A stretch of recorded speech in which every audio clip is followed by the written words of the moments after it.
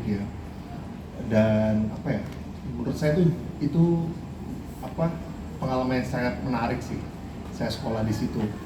Ya memang awalnya sih memang cita-cita tidak tercapai ya, karena SMA 2 kejauhan, kayak SMA 2 Karang gitu ya, terlalu tinggi. SMA 1 wallah alam disuap gitu kan, SMA 3 ditolak gitu kan. Akhirnya saat itu sekolah di Nunggal Harjo itu baru buka tahun itu. Jadi kami adalah angkatan pertama di SMA Punggur. Gak ada yang tahu SMA Punggur, beneran. Gila ya. Tak pikir SMA aku udah besar, ternyata enggak. Ya jadi saya lulus dari SMA yang tidak kalian kenal kebetulan. Dia SMA 1 tapi bukan SMA 1 Metro, tapi SMA 1 Punggur. Dia baru yang lebih tua ada namanya SMP GRI ya. GRI, dan yang lebih tua dan lebih mentereng itu adalah SMA Kota Gajah.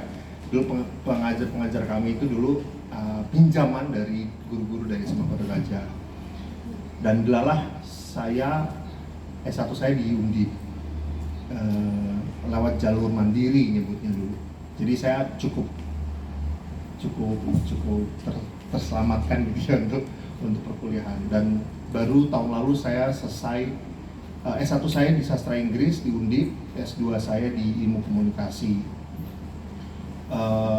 Memang berencana untuk ngambil S3 tapi masih nyari lampu hijau dari Pak Dharma itu, kebetulan nyari beasiswa. Ya kira-kira saya gitu. Rumah orang tua saya di 22, ada orang 22 sini? 22? Gak ada juga. Gimana sih? Kalian tuh orang mana aja sih? Di luar bumi ya. Tapi orang Metro banyak di sini? Oh enggak? Oh iya aku paham. Orang Metro tuh sebenarnya ke Unila. Orang PGSD. ya, PGSD. Saya daftar Unila itu nggak terima loh. Kamu bisa bayangin ya? Aku daftar Unila bahasa Inggris nggak terima. Daftar sastra Inggris Undip tahun selanjutnya diterima. Jadi nasib mungkin ya. Nah, singkat ceritanya periode pas saya kuliah di Undip itu memang saya berjejaring dan terlibat dalam sebuah komunitas di luar kampus namanya Histeria. Nama Instagramnya Gerobak Histeria, kadang-kadang disebut sebagai kolektif Histeria gitu-gitu. Jadi kami ini komunitas atau kolektif yang concern di isu perkotaan, isu kota lebih tepatnya. Tapi isu kota itu kemudian menjadi jalan masuk kami untuk untuk melihat relevansi antara kami sebagai kolektif dan apa yang terjadi di kota. Karena kami ada masa di mana kami sebagai kolektif kemudian mengalami krisis, krisis ideologi istilahnya, ideologi atau kepercayaan diri lah. Kayak semisal, aku nih cantik nggak ya, atau aku nih ganteng nggak sih, guna nggak sih kegantenganku dan kecantikanku gitu semisal. Nah dalam kolektif kami sudah pernah mengalami itu, jadi kami bertanya-tanya sebagai kolektif, kalau teman-teman semisal teman-teman ada yang terlibat di UKM di sini, semisal ada UKM di kampus, ada yang terlibat nggak? Nggak ada. Wow, biasa. Bagus. Ini beneran nggak ada yang ikut UKM nih di sini. Tapi UKM ada kan? Ada. Oh, penting nggak sih? Nggak ya? Aku mau ngambil contoh UKM, tapi kayaknya kalau kalian nggak penting, nggak jadi penting nih contohku. Ya itu kayak gitu. Jadi kami banyak bergiat di kolektif, di komunitas, dan kami terus pada periode tertentu kami mengalami krisis identitas lah. Kami ngerasa yang kami lakukan tuh guna apa enggak sih gitu. Dan kalau semisal kami mati, ada yang menangisi kami apa enggak gitu ya. Kira-kira kayak gitu pertanyaannya. Nah kemudian akhirnya dahulu kami lahir, kolektif Histeria itu lahir tahun 2004 kebetulan. Jadi tahun depan kami ulang tahun ke-20. Kalau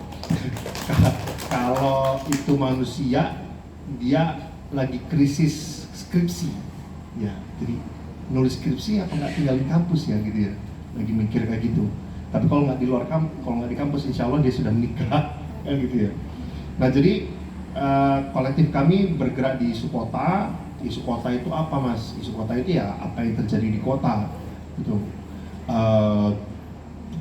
Kalau di kayak di sini sebenarnya kita berbicara tentang jalan yang rusak, kemudian berbicara tentang kepedulian pemerintah terhadap komunitas, kepedulian pemerintah terhadap apa yang dilakukan oleh anak muda, begitu ya. Itu adalah isu komunitas. Tapi ruang lingkup isu kota itu cukup luas, gitu ya. Nah, isu kota itu jadi acuan buat kami untuk mendalami kampung-kampung yang ada di kota, karena kami ngerasa kalau jadi di Semarang itu kami ngerasa bahwa identitas kota, kayak misal Metro nih sekarang dianggap sebagai kota pendidikan misalnya. Mau nggak mau identitas itu harusnya hadir dari tradisi masyarakat di kampung kotanya gitu ya. Kayak misal ada kampung baca gitu ya, atau kampung yang kemudian punya tradisi panjang tentang sejarah gitu ya, yang concern di kerja-kerja sosial gitu ya. Itu yang kemudian harusnya menjadi identitas kota gitu. Jadi kota itu tidak bisa kemudian dia menampilkan identitas yang tercerabut atau tidak beradaptasi terhadap apa yang terjadi di kampung kotanya gitu ya, sebagai bagian dari kota. Nah, Semarang tuh seperti itu. Jadi Semarang tuh punya identitas sebagai kota lumpia kah? Ada yang tahu Semarang? Tahu ya, kota pernah makan lumpia, udah pernah ya? Lumpia tuh kebetulan adalah salah satu identitas kuliner Semarang. Ini kota kuliner segala macam gitu. Tapi itu ada kampungnya gitu, karena memang ada tradisi lama yang kemudian mengakar sebagai kampung yang kemudian memproduksi lumpia dan kemudian itu menjadi identitas kota. Nah, kami melihat bahwa kota-kota itu, kampung-kampung kota itu menjadi penting karena dia adalah identitas atau jati diri sebuah kota gitu ya. Artinya kalau dia hilang, jati diri itu hilang juga gitu kan. Dia nggak bisa kemudian, sayang kalau misal dia diingat hanya lewat tulisan atau hanya lewat foto atau hanya lewat video gitu ya. Nah, kemudian usaha kami salah satunya adalah melihat lebih dalam isu kota melalui riset-riset di kampung-kampung kota gitu. Itu yang sehingga kami banyak melakukan riset-riset sejarah lisan istilahnya, atau riset-riset wawancara dengan warga-warga yang berbicara tentang sejarah masa lalu yang nggak ada tulisannya. Yang kalau misal teman-teman tinggal di kampung atau gimana? Kamu tinggal Toto Katon ya? Ini Badran ya. Sebenarnya Badran tuh biasanya warga akan bilang, Mas, mungkin ini Rono Popo. Biasanya kayak gitu. Tapi orang tuanya biasanya ada ucapan yang selalu diucapkan yang tidak pernah didengarkan orang-orang lain. Dia berbicara tentang wayang, dia berbicara tentang sumur, dia berbicara tentang hantu gitu ya. Itu nggak ada yang penting buat warga. Buat kami itu krusial, karena itu adalah identitas. Karena nggak ada teksnya, nggak ada yang menulis, tidak ada yang merasa bahwa kampung itu penting gitu ya. Nah, menulis dari sejarah lisan itu adalah langkah pertama untuk kemudian mengenal sejarah kampungnya gitu ya. Ada yang pernah nonton Mencuri Raden Saleh? Apa sih? Iya, film terbaru ya? Ya. Ya, masih baru. Lama ya, nggak belum lama. Mungkin ya. Apa ya? Hitungan hari itu ratusan hari sih, nggak 700 harian. Nah, di Semarang riset kami salah satu yang paling lama itu di Kampung Bustaman namanya. Nah, Kampung Bustaman itu hasil riset kami secara sejarah lisan itu menemukan bahwa ternyata pendiri Kampung Bustaman atau Kiai Bustam itu adalah kakek buyut dari Raden Saleh. Itu. Jadi Mas Faisal itu Raden Salehnya. Oke lah ya, oke. Aku nih kakek buyut paman nih. Nah, kamu masih punya darah sama aku dong gitu. Nah, logikanya seperti itu. Nah, Kiai Bustam itu masih punya aliran darah ke Raden Saleh, yang akhirnya menegaskan bahwa kampung itu kampung krusial dalam konteks seni kontemporer Indonesia, karena Raden Saleh adalah pelukis kontemporer pertama di Indonesia. Itu basisnya apa? Sejarah lisan. Basisnya adalah cerita-cerita warga. Oh ini nih anaknya kayak Bustama, ini anaknya gitu. Nah, ternyata pas dikonfirmasi sama kementerian benar, dan akhirnya sekarang punya piagam. Nah itu kerja-kerja diantaranya yang kami lakukan ya. Kemudian kami hasil riset itu kemudian banyak kami rilis dalam bentuk kesenian gitu kebetulan. Nah kemudian tadi Mas Dharma bilang bagaimana kemudian mendudukkan perkara atau mentransfer knowledge-kan, mentransfer pengetahuan dari kita sebagai pelaku kreatif kepada masyarakat. Nah, yang kami lakukan salah satunya adalah lewat kesenian, karena makin rendah tingkat tingkat literasi masyarakat hari ini gitu ya. Jadi yang paling dekat untuk kemudian dikunyah itu adalah pengalaman visual biasanya. Nah pengalaman visual itu paling dekat tuh salah satunya adalah karya-karya seni. Jadi makanya karya-karya kami itu banyak ditelurkan dalam bentuk mural, kemudian desain kaos dan lain-lain gitu. Tapi itu basisnya adalah sejarah warga, gitu loh. Jadi kayak semisal kita ngomongin tentang teman-teman di Payungi gitu ya, konten yang akan kami buat lewat Mas Faisal sebagai produsen kaos itu adalah desain yang mengacu pada sejarah kampung di Payungi gitu, sejarah Tobong segala macam gitu. Itu yang akan sangat kuat menjadi identitas Payungi karena Payungi kemudian berdomisili di wilayah tersebut gitu. Itu yang kemudian biasa kami lakukan. Jadi kalau misal bilang kaos yang kemudian kita produksi seperti apa dan bagaimana hubungan kami sama teman-teman yang kemudian melakukan produksi macam itu, ya kebetulan internal kami juga layaknya Mas Faisal ada di Payungi ya, anggota kami kebetulan ada yang juga produksi sablon manual gitu ya, dan desain-desainnya itu hadir dan lahir bukan karena hanya dalam tanda kutip hanya ide kreatif gitu ya, tapi basis ide kreatif itu lahir dari teks-teks riset yang kami lakukan di kampung.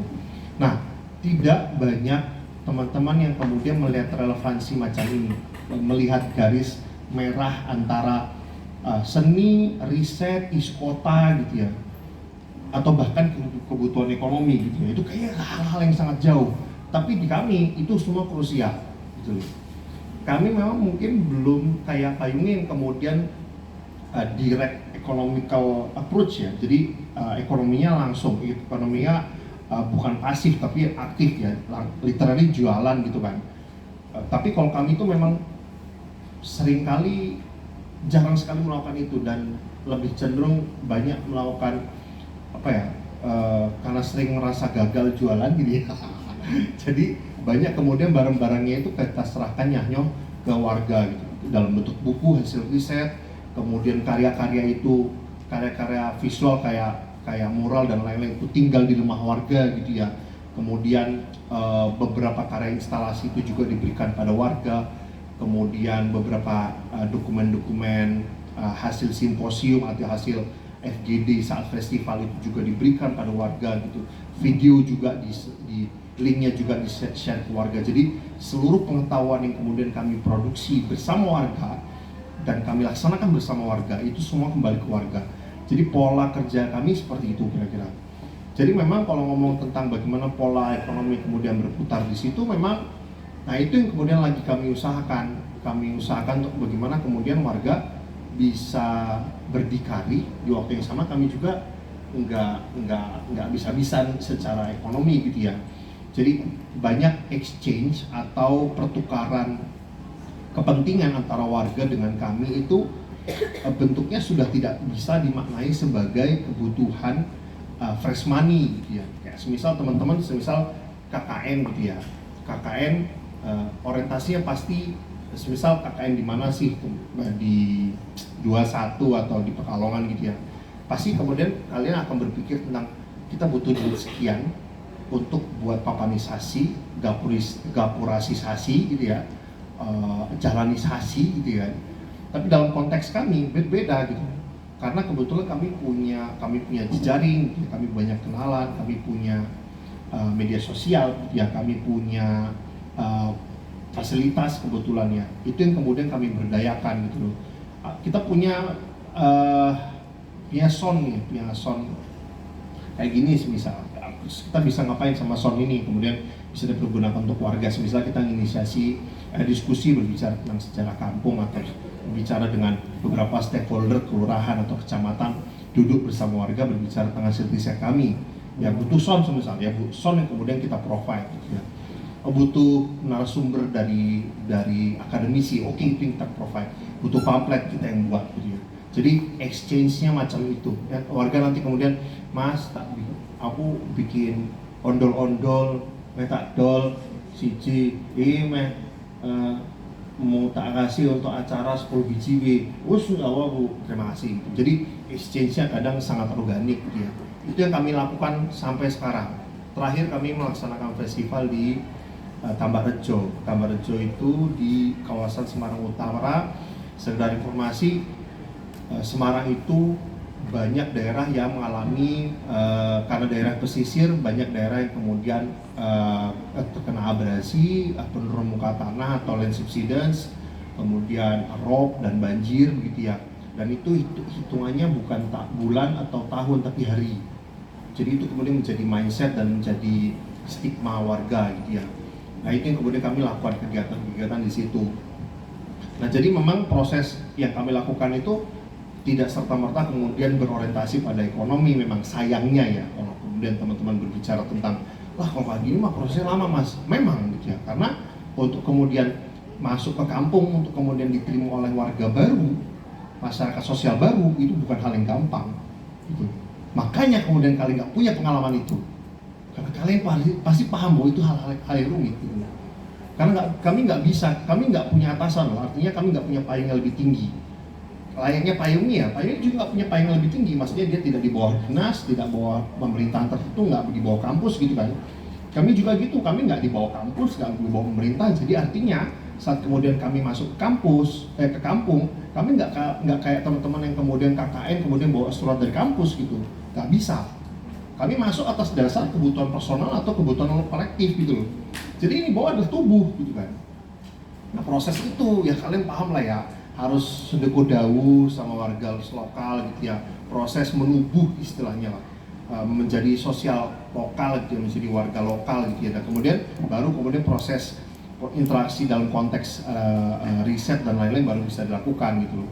Ya memang prosesnya seperti itu. Karena kenapa kemudian kami melakukan ini? Karena kami menyadari, karena itu visi misi lembaga gitu loh. Itu yang kemudian menubur sebagai ideologi kami gitu loh.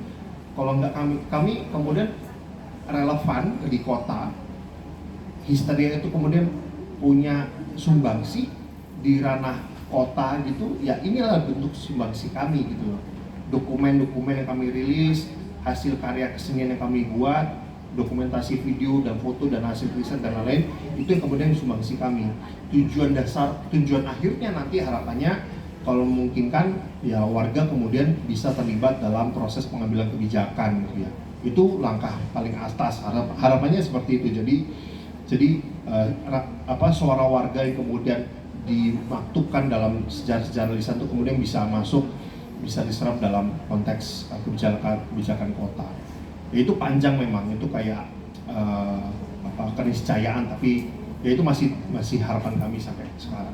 Jadi memang sampai sekarang kalau kita ngomong secara langsung bagaimana kemudian interaksi antara komunitas di jejaring Histeria gitu ya, teman-teman yang kemudian punya produk ekonomi kreatif gitu ya, dan kami sebagai kolektif dan bagaimana dengan hubungannya dengan warga, ya memang polanya kayak gitu loh. Jadi kalau semisal kami akan mengajak kerjasama sama beberapa seniman, kemudian seniman kalau kami punya insentif ya kami bantu insentif gitu ya, kalau nggak ada ya apa yang kemudian kami bisa bantu jual gitu ya, apakah kemudian harus buka booth di kampung gitu ya, nanti selama buka booth nanti ngadain kegiatan apa gitu ya. Ya jadi apa yang kamu tapi memang tidak layaknya bazar begitu biasanya. Kalau semisal bazar itu biasanya kami peruntukan untuk lokal gitu ya, layaknya teman-teman di Payungi ya. Jadi ya kebanyakan yang jual itu bukan orang luar tapi adalah warga sendiri, karena ekonomi warga yang kemudian perlu dibangun. Nah kemudian ya bagaimana kemudian menyesuaikan transfer knowledge dengan warga yang kemudian lebih baik gitu ya. Jadi warga paham yang akan kita lakukan. Tidak sepenuhnya biasanya kemudian apa yang kemudian kita pahami secara visi itu kemudian bisa nyalur semua itu mungkin enggak ya, tapi dalam konteks yang cukup lebih kompak, lebih simpel itu mungkin lewat pembacaan mereka, lewat karya-karya yang kemudian kita buat, proses riset bersama, karena kami melakukan riset wawancara dengan warga, nggak mungkin kami tanpa warga. Jadi kalau misal teman-teman nanti melakukan riset dalam konteks skripsi, biasanya akan menemukan konteks teori-teori macam participatory action research dan lain-lain, itu yang kemudian kami basis kami melakukan riset seperti itu. Jadi warga itu kemudian menjadi subjek, bukan sebagai objek yang diwawancara saja. Dia akan membantu menemukan tokoh-tokoh sentral yang sekiranya layak untuk kemudian menjadi objek yang diwawancara. Jadi pengambilan keputusan tidak sepenuhnya ada di kami dalam proses riset tersebut. Itu kenapa saya tinggal di SMA Punggur. Alasannya itu. Terima kasih. Oke, sepertinya saya jadi moderator aja ya. Jadi biar nggak terlalu lebih santai lah ya.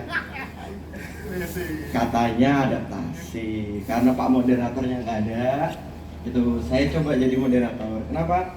Karena beliau ini ceritanya banyak sekali. Mungkin teman-teman di sini juga banyak yang belum tahu beliau ini siapa ya. Sebenarnya kegiatan beliau ini bisa kita kepoin melalui Gerobak Histeria di Instagram ya. Di situ teman-teman nanti bakal ngeliat apa sih yang beliau kerjain seperti yang diceritain. Soalnya kalau dengar cerita kayak tadi, mungkin kita belum nyambung, karena kita belum melihat nih, gitu, belum melihat sebenarnya yang diceritain itu apa sih gitu. Terlebih kan teman-teman baru kenal beliau, melihat beliau hari ini ya. Sebenarnya beliau ini orang hebat, banyak manfaatnya untuk masyarakat, tapi mungkin karena kita belum kenal, jadi masih agak bingung untuk menerima apa yang beliau sampaikan. Nah, mungkin lebih santainya lagi, kita coba ngobrol-ngobrol aja deh gitu. Kita coba tanya jawab atau ngobrol-ngobrol. Mas Purna nih kok bisa sampai sana? Katanya Pak Dharma tadi kan bisa sampai Jerman nih gitu. Nah, gimana tuh biar bisa nyampe Jerman? Teman-teman kan pengen juga nih, siapa tahu ada yang punya ada yang punya bakat, terus dia itu nggak bisa menyalurkan bakatnya itu, siapa tahu nanti dengan adanya Mas Purna di sini bisa jadi jembatan. Mungkin teman-teman di sini S1 ya, nanti beres, siapa tahu S2-nya dapat relasi dari Mas Purna, beasiswa juga di Semarang atau di Jawa, itu bisa menjadi jembatan lah gitu. Paling gitu, teman-teman ada yang mau ngobrol, mau tanya, boleh lah. Soalnya kalau yang di depan yang ngobrol terus nanti ngantuk.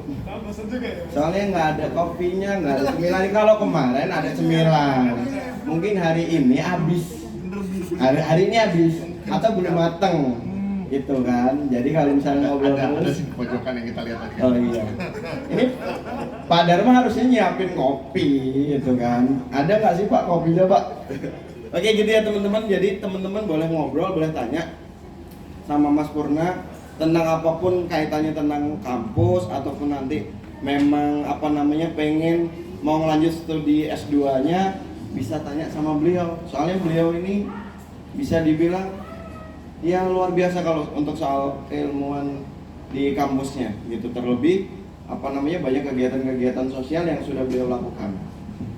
Boleh silakan teman-teman. Monggo, saya nggak gigit ya. Iya. Udah Nanya apa divaksin boleh? kebetulan. Boleh nanya apa? Insya Allah. Ya, sambil jalan. Ada yang mau nanya? Ngobrol. Mungkin belum ada. yang Ini tanya. semester atas semua ya?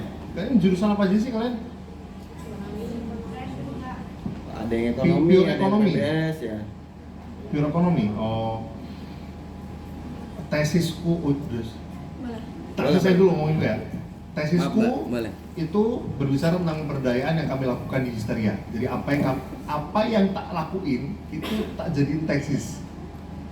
Oke, jadi Itu simple ya? tesisnya beliau adalah kegiatan yang beliau lakuin bersama Histeria, Ya. dan itu akhirnya dijadikan tesisnya beliau. Ya, Jadi berarti simpelnya males ya.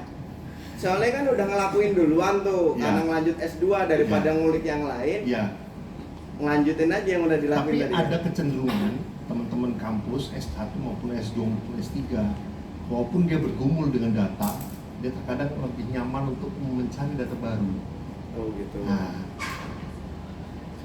karena takut, karena nggak enak, karena harus kritis gitu ya, atau berbicara tentang tempat kerjaannya, atau berbicara tentang UKM-nya gitu ya. Nah, itu yang aku lakukan. Jadi saya kemudian menjadi orang luar untuk kemudian membaca apa yang saya lakukan gitu ya. Nah, kenapa kemudian menjadi penting saya bahas ini, karena kan saya dari ilmu komunikasi ya kebetulan. Saya tidak berusaha untuk memahami komunikasi dalam konteks tradisional gitu, memahami bahwa komunikasi hanya berbicara tentang media massa, hanya berbicara tentang bagaimana kemudian masyarakat menyerap informasi dalam konteks media massa gitu. Nggak gitu, tapi aku berbicara tentang konteks komunikasi pemberdayaan. Nah, komunikasi pemberdayaan itu teorinya lahir dari ekonomi pembangunan. Jadi teori ekonomi itu kemudian menjadi penting dalam konteks isu pemberdayaan sebenarnya. Nah, kalau teman-teman kemudian memahami ekonomi dalam konteks makro gitu ya, itu harusnya ada konteks itu gitu ya, lahir di situ bagaimana kerja multi stakeholder dalam konteks ekonomi pembangunan itu sebenarnya kemudian mengacu pada konteks yang lebih mikro, dan penerapannya itu dalam konteks pemberdayaan, bagaimana kemudian banyak warga duduk bersama dengan pemerintah dan lain-lain untuk kemudian mengambil keputusan untuk bekerja bersama. Jadi kalian sebenarnya punya teori yang sangat menarik gitu, yang kemudian itu diadaptasi bahkan oleh saya dari ilmu komunikasi. Kira-kira gitu. Silakan Mbak. Bismillah. Assalamualaikum warahmatullahi wabarakatuh. Waalaikumsalam warahmatullahi wabarakatuh. Perkenalkan, nama saya Astika Andini dari PBS. Sebenarnya cuma ingin sharing aja dari penjelasan dari Bapak atau Mama saja. Mas Purna. dari penjelasan dari Mas Purna ini kan beliau menjelaskan bahwa dari hasil riset, dari hasil kegiatan yang beliau lakukan itu yang akhirnya menjadikan tempat atau yang beliau kunjungi seperti Semarang itu kan yang akhirnya menjadikan tempat itu menjadi bisa diberdayakan gitu, akhirnya terkenal oleh masyarakat luas gitu. Nah, pertanyaannya, saya ini adalah mahasiswa yang berasal dari kota Bangka Belitung, dari Belitung. Nah, kemudian kota asal saya di Bangka Belitung, banyak remaja-remaja seperti saya ini akhirnya kuliah, mencari tempat kuliah tuh di luar dari Belitung itu, yang kemudian kembali ke Belitung pun kami sebagai mahasiswa gitu kembali ke Belitung tuh belum bisa memberikan efek gitu loh kepada Belitung. Nah, bagaimana caranya kami sebagai mahasiswa yang bisa dibilang sebagai kaum yang terdidik gitu untuk bisa memperkenalkan daerah kami gitu, karena kebanyakan dari masyarakat di sana setelah kuliah di luar justru mereka malah balik lagi keluar untuk bekerja gitu, tidak memberdayakan lingkungan mereka sendiri. Jadi bagaimana kami sebagai kaum muda untuk bisa memperkenalkan tempat kami ini menjadi lebih luas, bukan cuma negeri Laskar Pelangi aja gitu, tapi banyak yang bisa kami perkenalkan gitu di masyarakat luar. Terima kasih. Wassalamualaikum warahmatullahi wabarakatuh. Oke. Luar biasa kan, ada yang dari Bangka loh. Bangka atau Belitung? Bangka kan beda pulau ya? Bangka atau Belitung? Di Belitungnya. Belitungnya. Bangka itu beda pulau. Oh, Belitung. Ini berarti ini ya, apa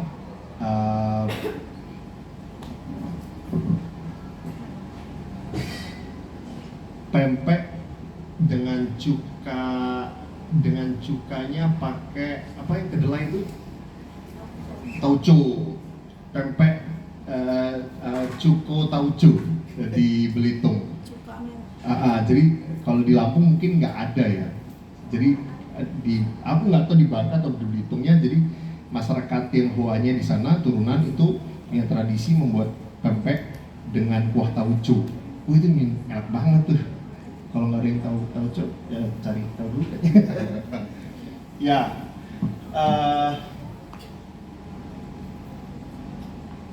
apa ya, mengaplikasikan pengetahuan di kampus untuk memberdayakan masyarakat gitu ya, memberdayakan sosial tempat tinggal gitu kan.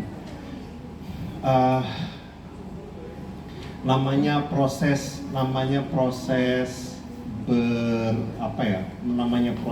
berorganisasi itu harusnya tidak dimulai dari warga, tidak dimulai saat kalian di kampung, harusnya dimulai dari kampus. Jadi aku nggak gini ya, aku nggak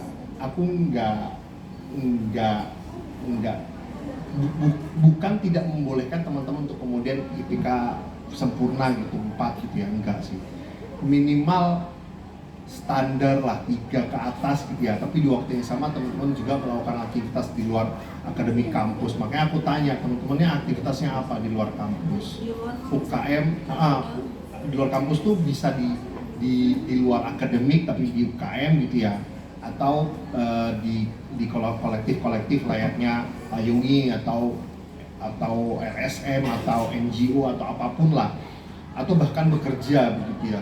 Itu nggak apa-apa, karena menurutku teman kampus itu menjadi sangat krusial karena dia membuka peluang untuk teman-teman belajar di luar masa akademik dan membangun jejaring. Itu krusial sekali gitu loh. Itu tentu nggak mungkin kemudian saat ini ucapan orang tua aku ya, bilangnya kamu ke Semarang karena kuliah, jadi jangan lupakan kuliah. Ya kuliah memang untuk nomor 1 tentunya, tapi beradaptasilah untuk kemudian tetap aktif gitu ya. Jadi aku sebelum kita berbicara tentang kerja di kampung, bangun dulu mindset bahwa kampus itu kemudian tidak menjadi triangular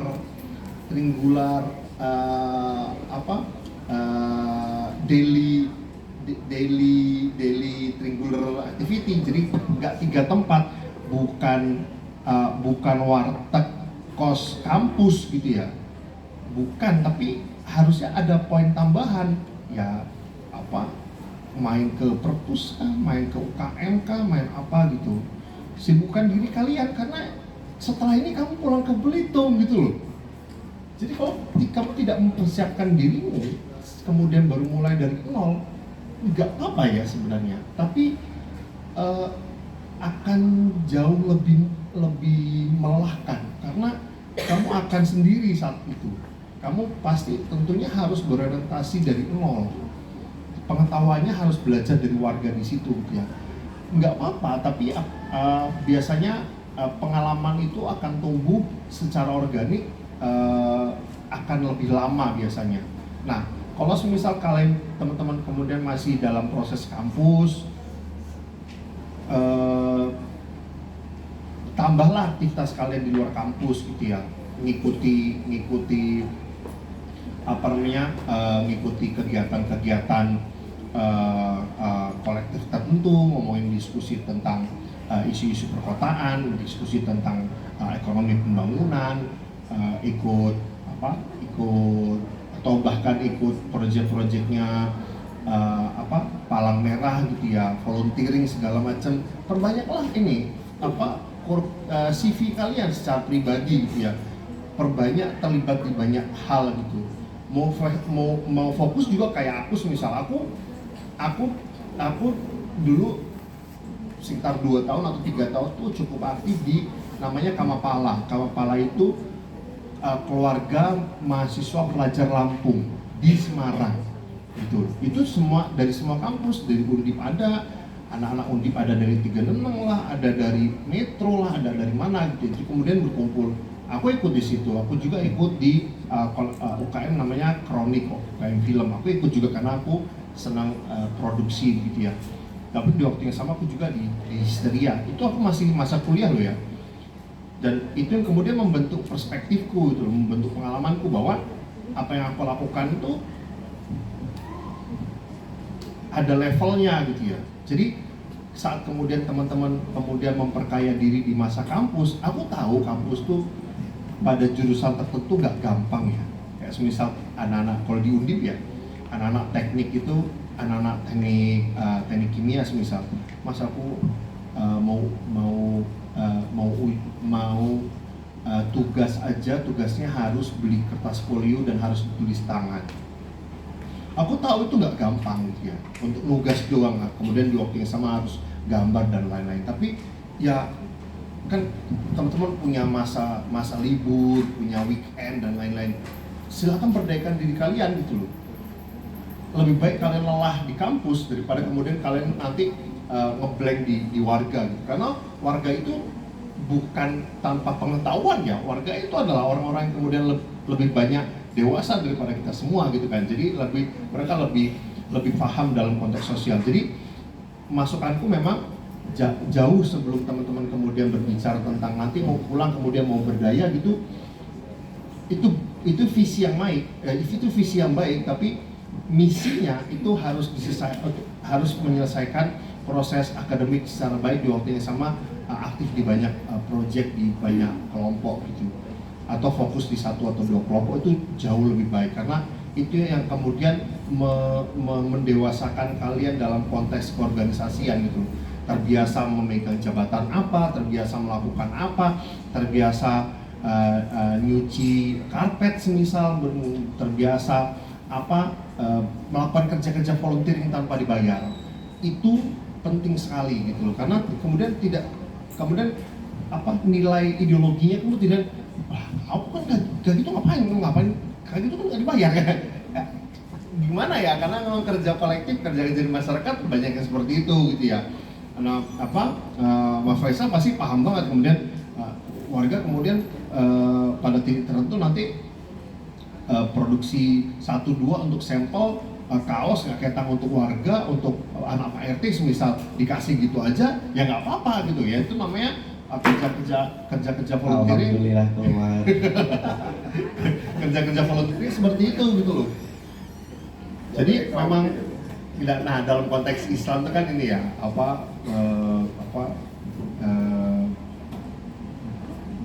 berbanyak ini ya sedekah gitu ya, memberi lah ya, hablum minan nas gitu ya. Kerja-kerja macam ini kan hablum minan nas gitu ya, perbanyak teman, perbanyak keluarga gitu ya. Ini adalah salah satu langkah awal gitu. Itu yang kami kemudian, jadi apa yang kemudian kami lakukan hari ini itu sudah kayak kami itu sudah kerja di warga itu udah kayak ya sudah gitu loh, udah bukan, kita udah nggak mikir bagaimana kemudian ini akan jadi apa dan kita dapat apa, sudah nggak gitu di otak itu. Di otak itu Pak aku bisa bantu apa, sudah gitu udah mindsetnya. Karena kami sudah sadar bahwa saat kemudian kita sudah punya pengalaman, kemudian kita sudah aktif dengan warga, kita sudah engage, sudah melakukan kerja-kerja bareng gitu ya.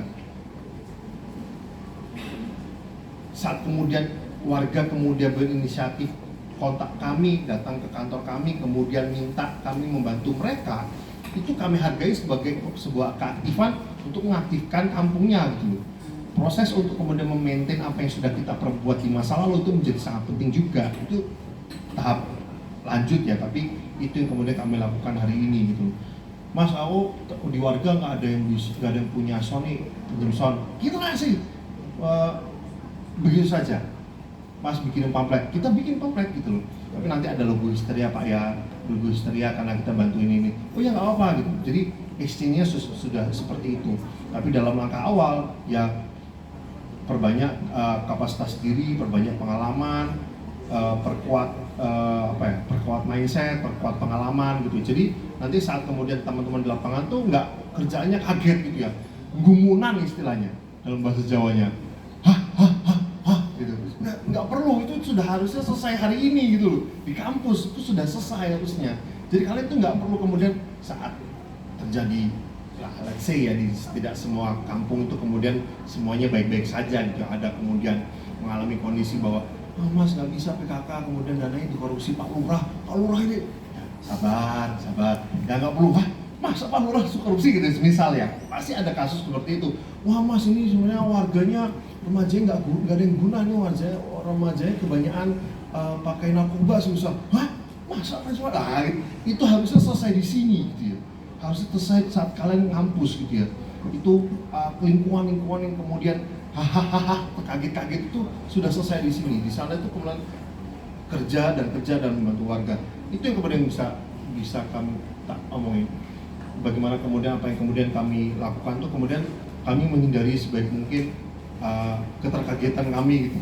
Jadi karena itu prosesnya itu warga itu sudah kemudian tumbuh sedemikian rupa, jadi nanti kita bisa jalan bareng untuk bikin kegiatan bareng. Kira-kira gitu. Kira-kira. Sangat luar biasa sekali ya. Masih ada yang tanya lagi? Ngalah-ngalahin dosen kan. Nah itu tadi jawaban dari mbaknya terkait gimana sih kita sebagai alumni kampus untuk pulang ke desa biar bisa bermanfaat. Ini secara akademisi, makanya panjang banget. Nah di sini kan juga ada Mas Ari nih sebagai warga lah ya. Nah sebagai warga ya bisa dibilang ya. Nah kalau dari sudut pandang Mas Ari sendiri gimana sih biar mahasiswa itu yang udah beres kampus bisa bermanfaat sama warga tuh gimana? Maksudnya keilmuannya itu bisa berdampak terhadap masyarakat di kampungnya gitu. Kira-kira gimana Mas Ari? Oke, terima kasih Mas. Gini ya, perkenalkan dulu, saya Ari, saya dari FSP Studio Kaos. Jadi saya bergerak di sablon kaos di digital. Jadi di sistem digital. Kalau Mas Faisal kan pakai manual yang harus proses lebih lama. Jadi kalau saya pakainya digital.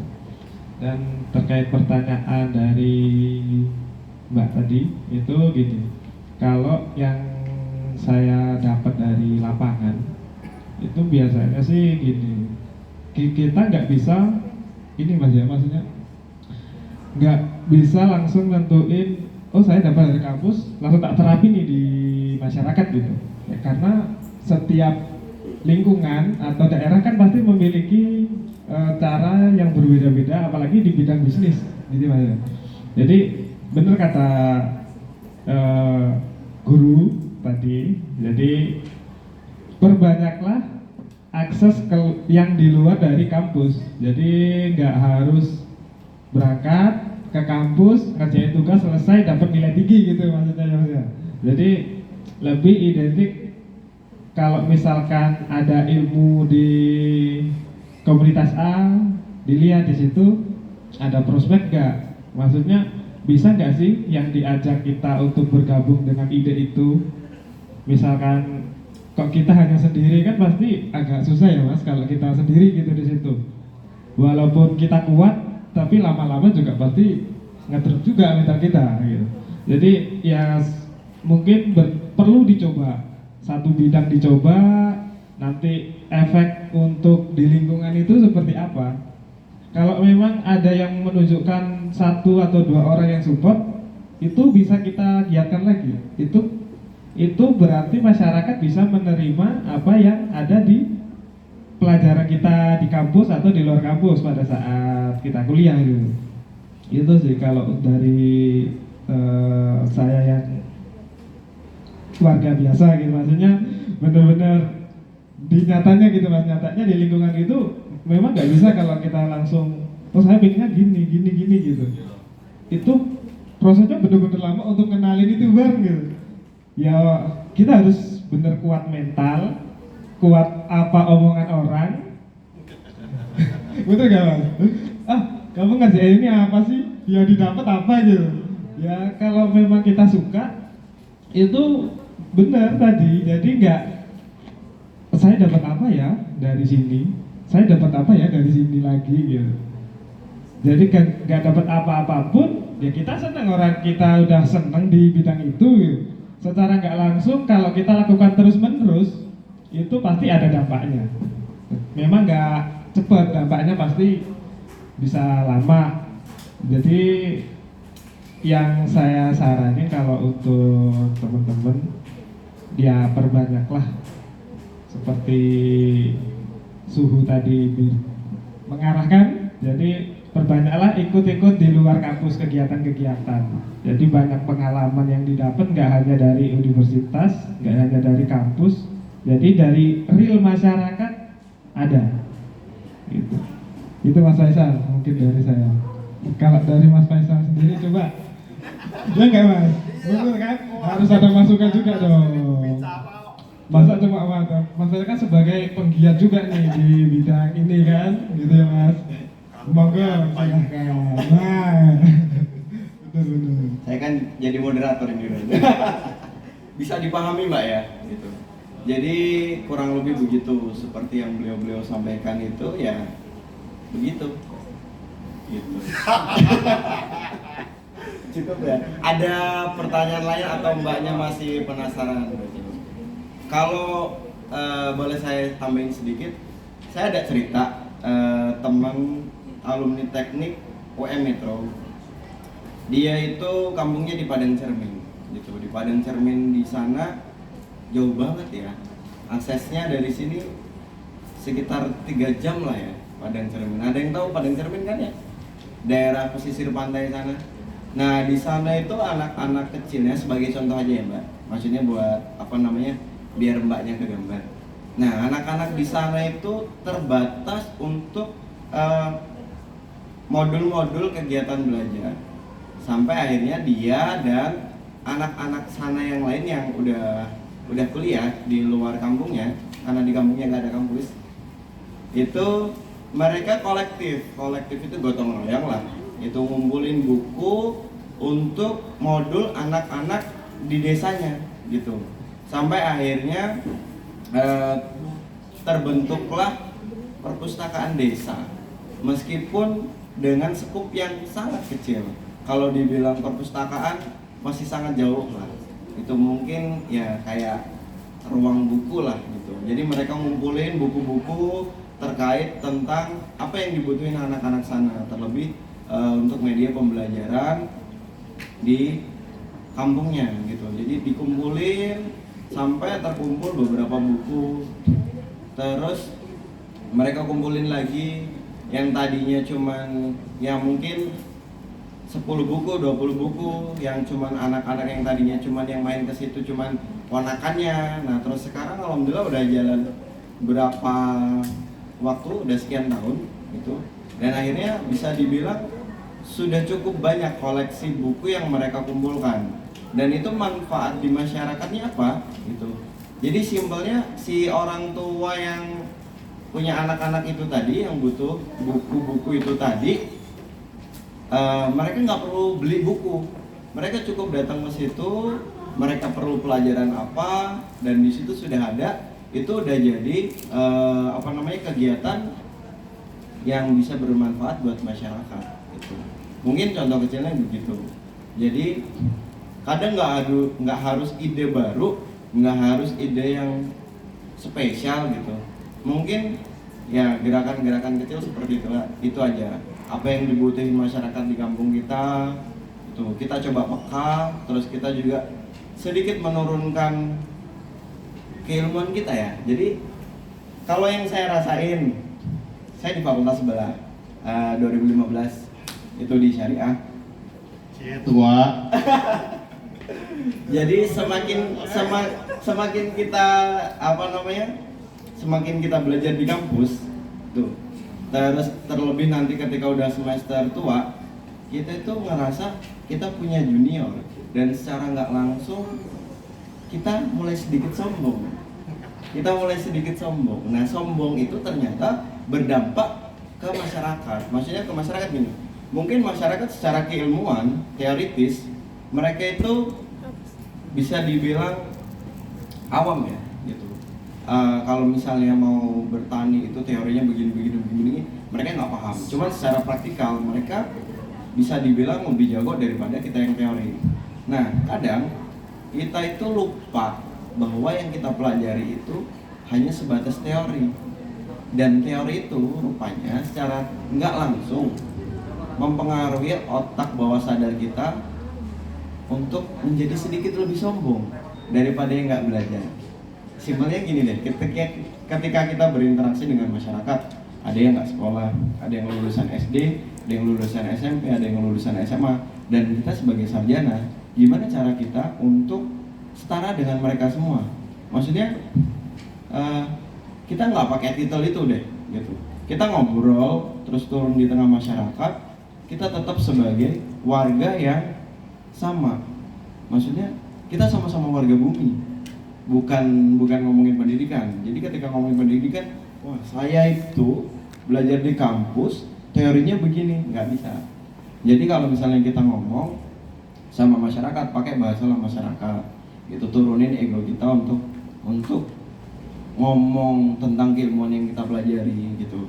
Jadi kebanyakan yang saya alami dan saya lihat dari beberapa teman saya adalah yaitu tadi, kita masih terlalu sombong dan egois dengan keilmuan yang kita miliki.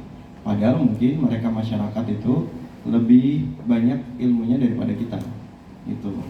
Jadi tipsnya, lakuin sesuatu yang simple, kecil, itu yang dibutuhin masyarakat. Terus ya anggap kita bodoh lah gitu. Jangan kita ngerasa turun di masyarakat itu sebagai saya sarjana nih, kalian butuh saya enggak gitu. Tapi apa yang bisa kita bantu untuk masyarakat, kita yang butuh masyarakat.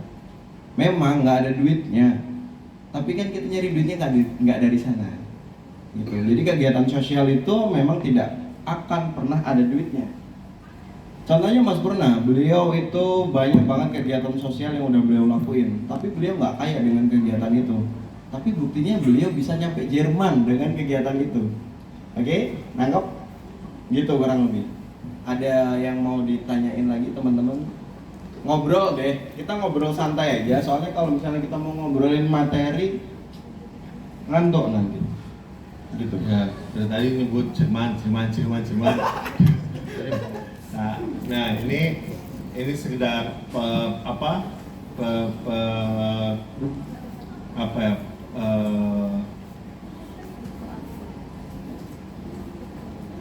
nyebutnya ya? Faedah lah ya, faedah dalam berkomunitas lah.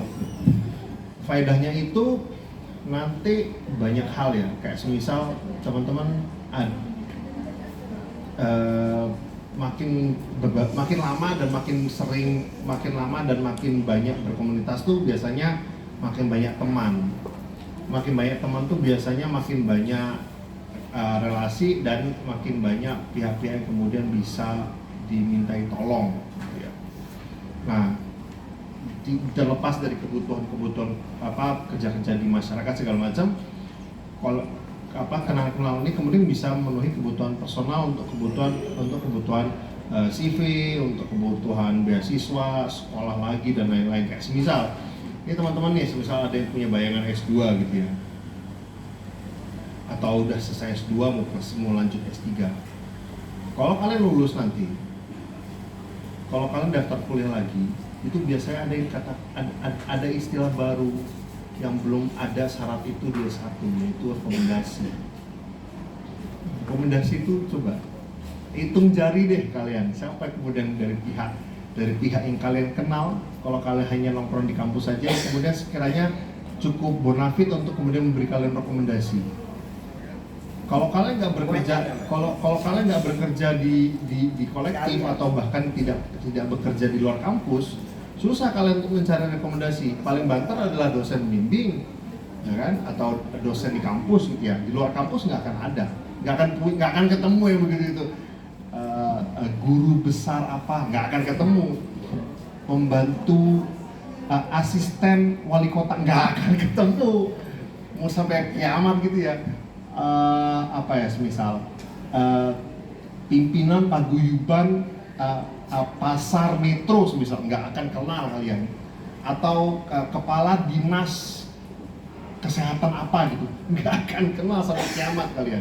Itu hanya bisa diakses lewat jaringan komunitas. Nah, pihak-pihak itu yang kemudian harus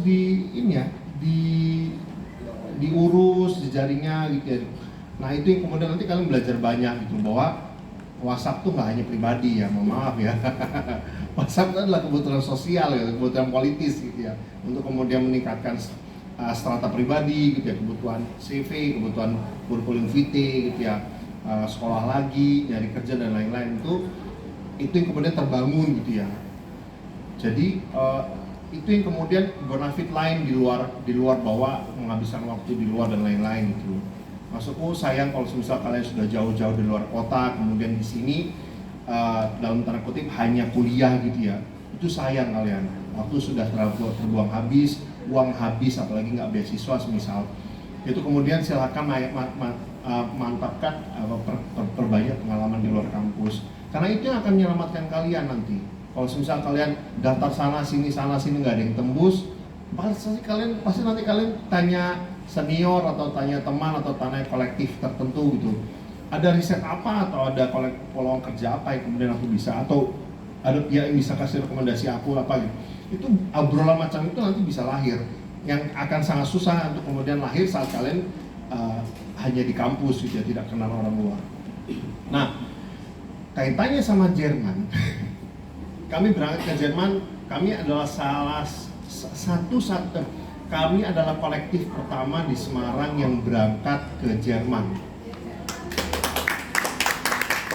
Tapi aku dari tadi ngomong kolektif, kalian paham ya? Maksudnya kelompok gitulah istilahnya, atau komunitas lah ya. Kalau yang seniman atau personal yang berangkat ke Jerman ya banyak banget. Tapi kami itu berangkat bertiga atas nama kolektif. Itu kan apa ya? Karena teman lama gitu. Jadi kami itu punya teman-teman lama yang setiap kami festival biasanya kami mengusahakan untuk punya ada pihak dari internasional atau luar negeri yang kemudian terlibat, entah seniman, entah teman-teman riset, entah kemudian teman-teman yang melakukan simposium dan lain-lain gitu. Harapan dan kemudian itu yang kita nuris ya, nuris tuh bahasa Indonesia pelihara, kita tumbuhkan hubungan yang baik gitu ya, dengan mengadakan kegiatan bersama, mengontak secara rutin dan lain-lain gitu. Kemudian pada titik tertentu dia akan tumbuh dan kembang, karena kita nggak tahu loh. Kami berangkat ke Jerman pada periode 2019 itu karena teman-teman kami yang dari Jerman yang kami kenal pada 2016 tuh setelah 3 tahun kenal gitu ya, akhirnya dia kemudian merekomendasikan kami untuk terlibat dalam salah satu event ulang tahun namanya lembaga yang namanya Heidelberg Kunstverein. Heidelberg Kunstverein ini semacam kalau di metro itu Dewan Kesenian Metro. Nah, Dewan Kesenian, ya Heidelberg itu kota. Jadi Kunstverein itu tulisannya KUNSTVEREIN, Kunstverein. Tapi nyebutnya Kunstverein bahasa Jerman. Nah, Kunstverein ini kebetulan adalah salah satu kayak dewan kesenian di Heidelberg. Heidelberg itu nama kota di Jerman yang lagi menselebrasi ulang tahun mereka ke 150.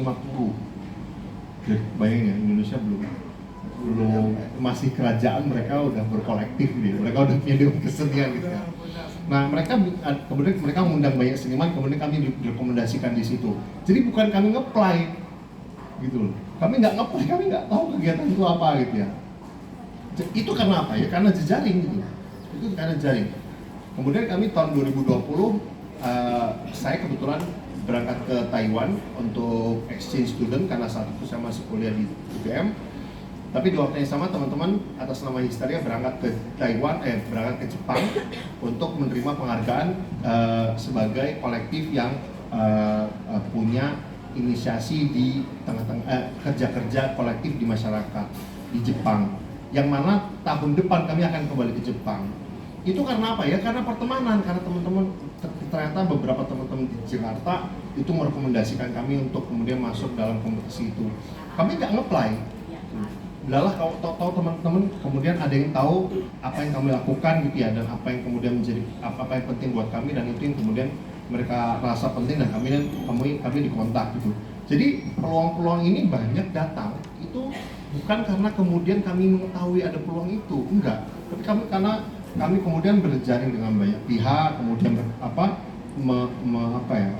memelihara hubungan baik dengan banyak pihak gitu ya.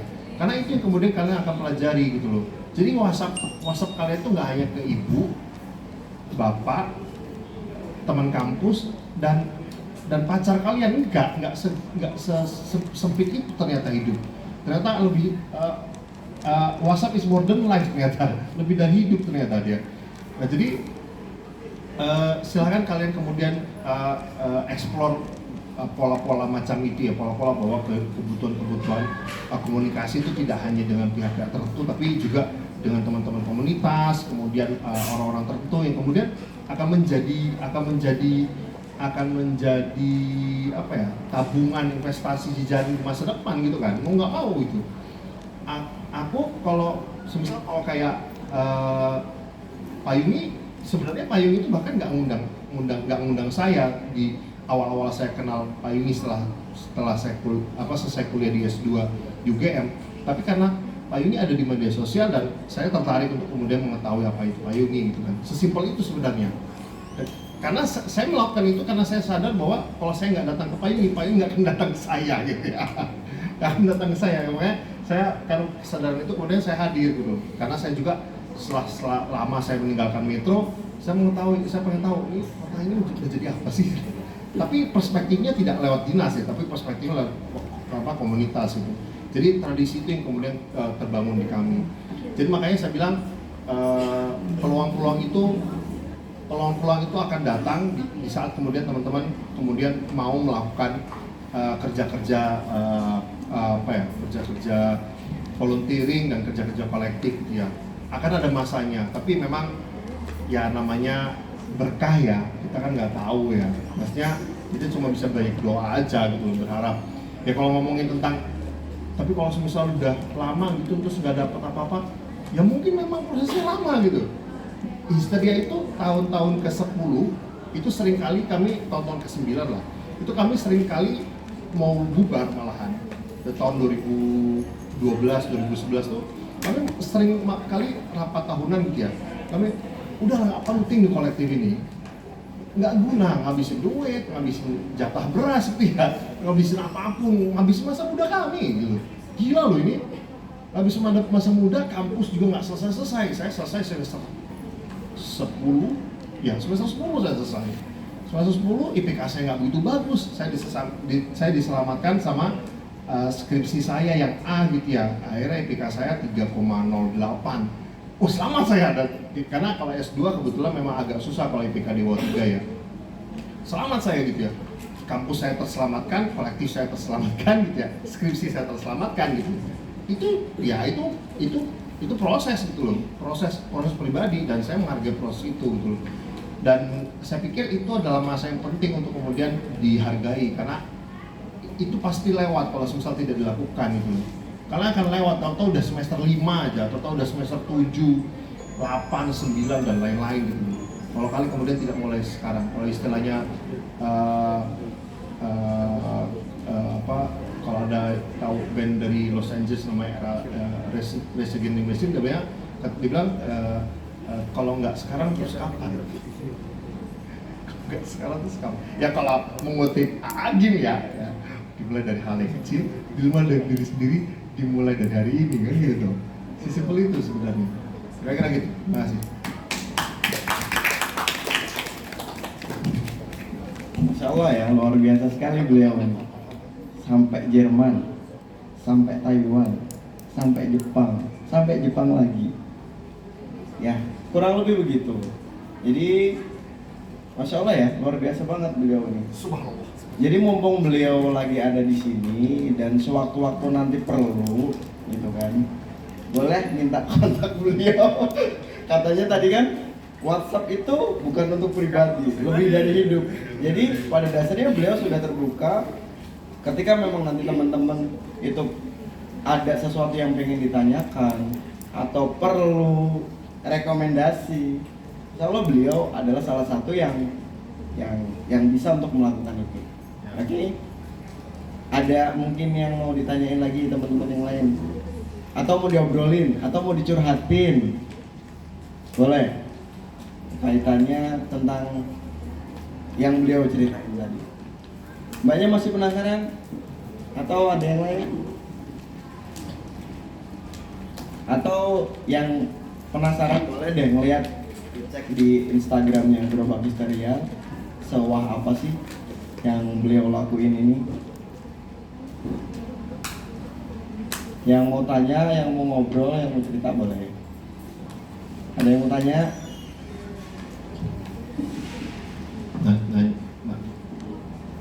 Nah ini kayak gini nih, kondisi forum begini nih. Oke. Kondisi forum begini nih tidak hanya kami temukan Di sini. di sini, Di sana juga? dimanapun. Oke, berarti saya di sini. Biar kelihatan lebih hidup. Ya, Dari situ. ya apa?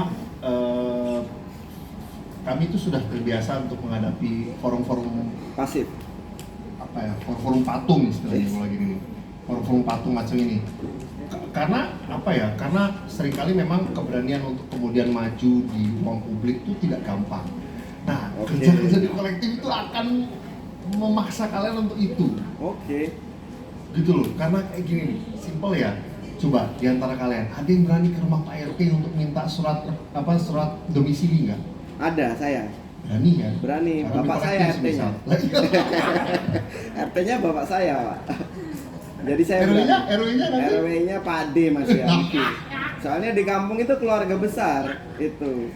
Keluarga besar. Coba, kalau semisal teman-teman kemudian tidak berkolektif, tidak punya pengalaman berkolektif, susah untuk kemudian melihat lokal gitu ya, melihat lokal. Kalian akan kemudian nanti kalian akan terbata-bata untuk kemudian bertemu dengan Pak RT, Pak RW gitu ya. Kalian mungkin sekarang belum ketemu namanya surat-surat administrasi yang harus mengharuskan kalian bertemu Pak RT gitu. Bahkan Pak RT kalian aja belum tentu kalian tahu gitu. Tapi kalau nanti kerja itu di kolektif, kerja di masyarakat itu kemudian menjadi kewajiban.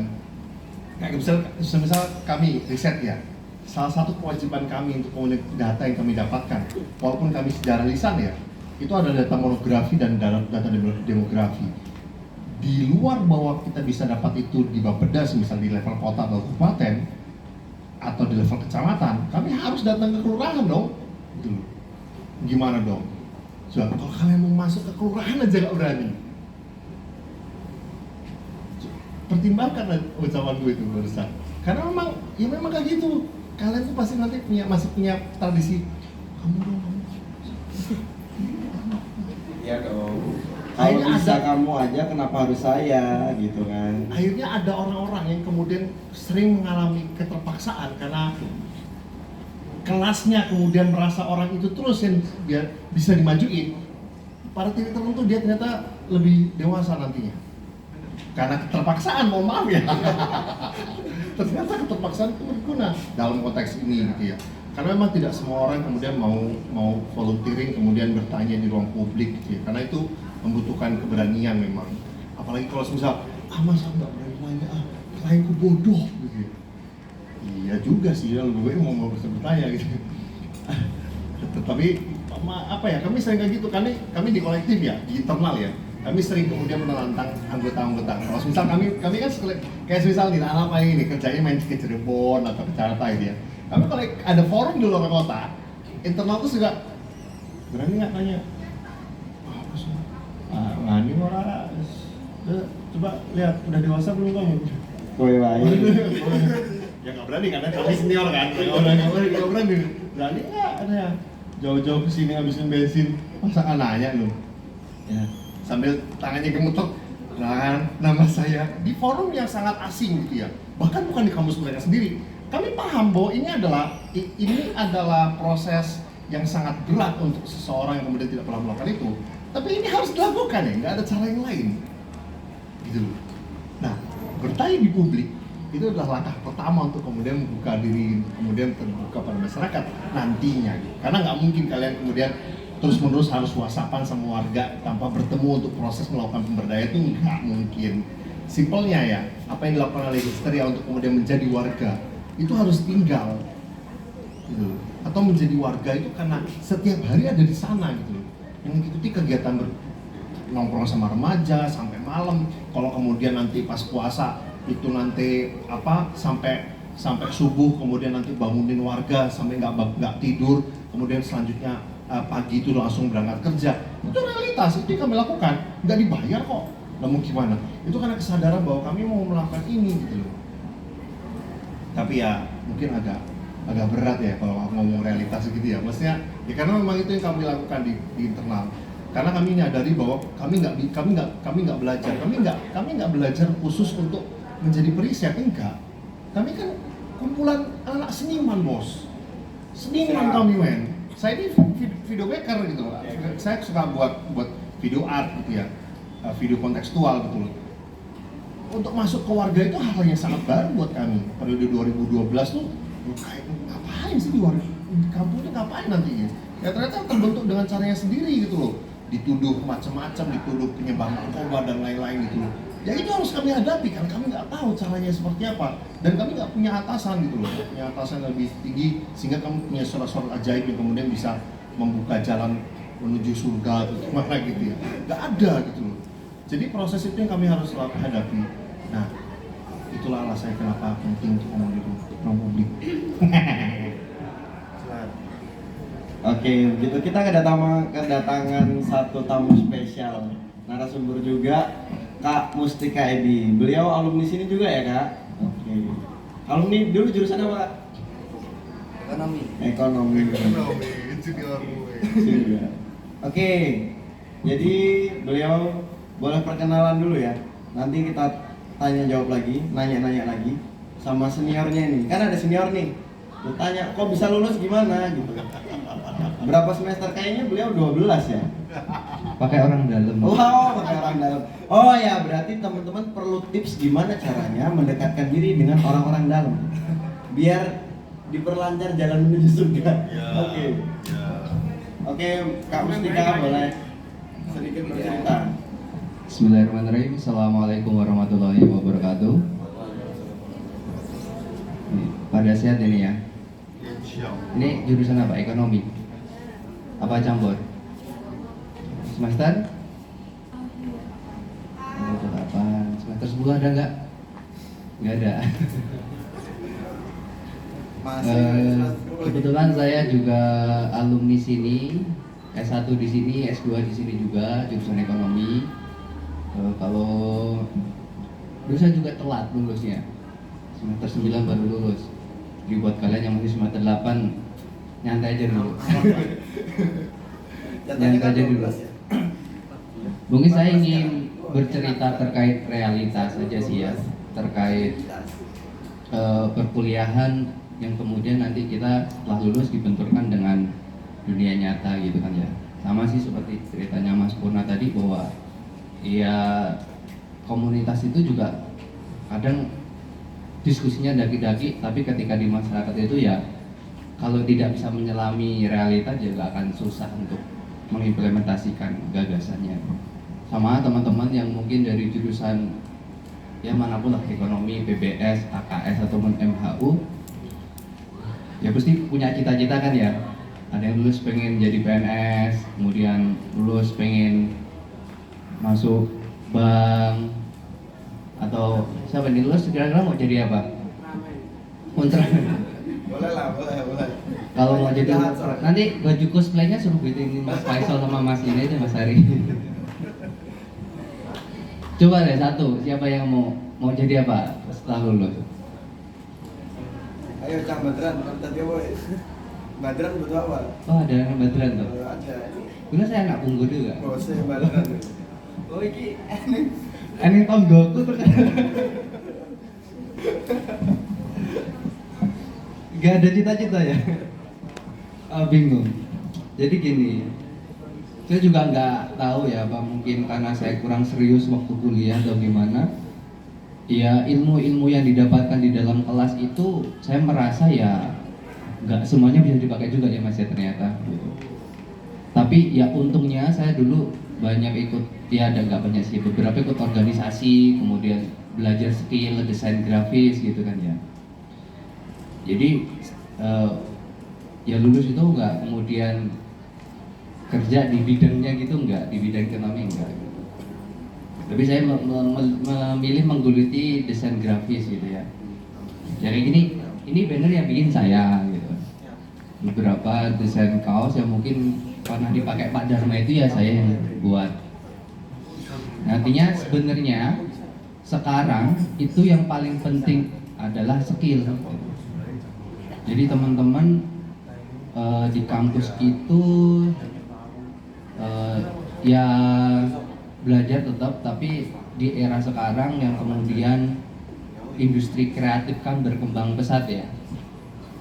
Mumpung teman-teman mungkin masih semester awal, masih unyun-unyun ini kan ya, semester 1, 2, 3, 4, 5. Alias semester 8 ya belum telat juga sih mau belajar skill apa gitu.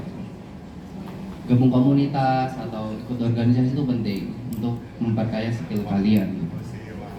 Dan dulu saya kuliahnya itu banyak biayanya tuh ya dari itu kerja-kerja desain. Kemudian saya juga suka nulis artikel. Dulu ada Metro Unit. Dulu saya pernah kerja di kampus di bagian humas itu ya kerjanya cuma nulis artikel, diupload. Nanti setiap tahun ada pencairan, dapat duit tuh. Bisa untuk bayar SPP atau ngerjain proyek-proyek wisuda misalnya.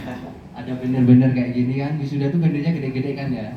Itu saya ngerjain. Kayaknya cuma kerja seminggu dapat 1 juta.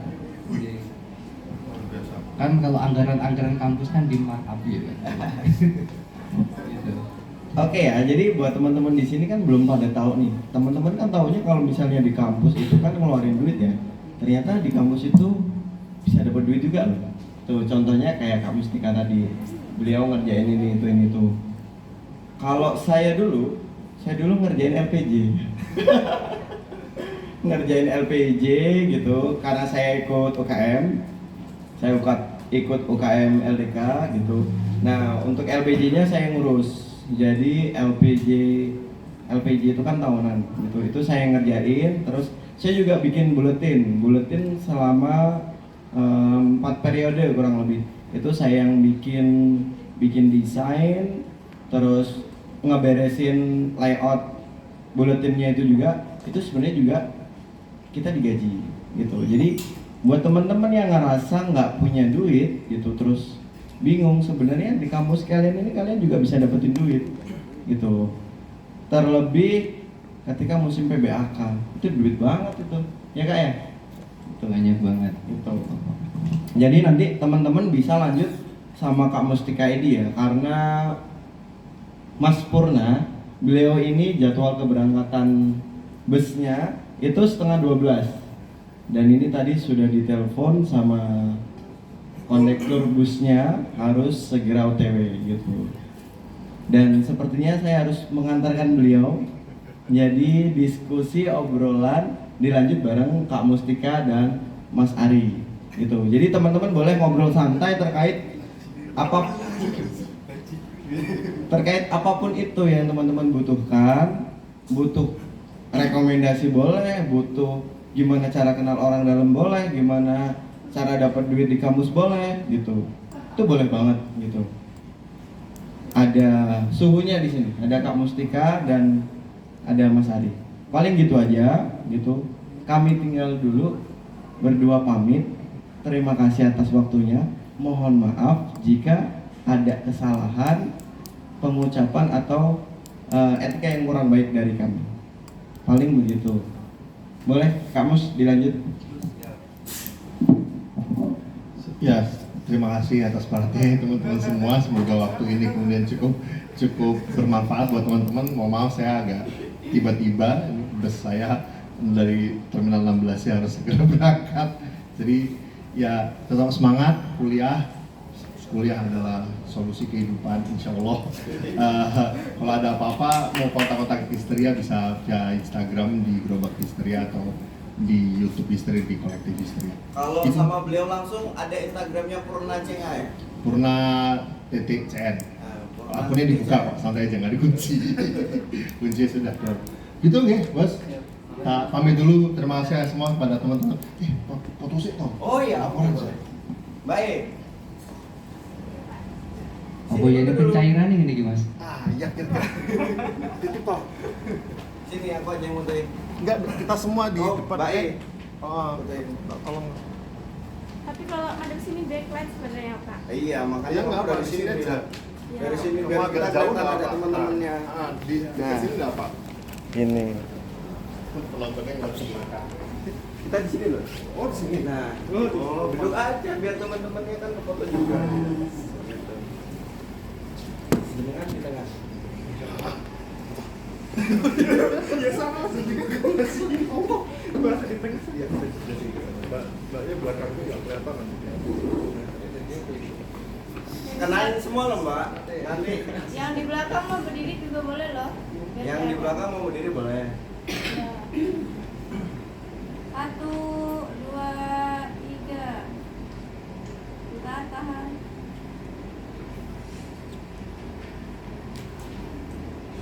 Belum. Tapi ini gitu. Ayamnya. Tahan. 1, 2, 3. Berapa?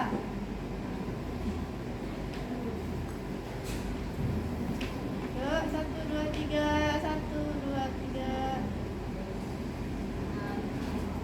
Pakai kamera ya, Pak. Boleh. Siap.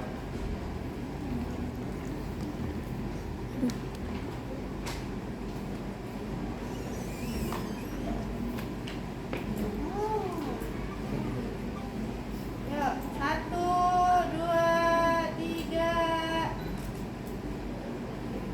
Lagi. 1, 2, 3. Oke. Ramai. Kalau ramai. Udah. Saya mus. Ini HP-nya, Pak. Sun ya Mbak. Tadi Mas ya. Sebanyak. Saya selalu. Le, lanjut nah ya. Mas Dwi nanti ya. Ya kurang lebih 1 jam. Mas Anes ngomong Mas.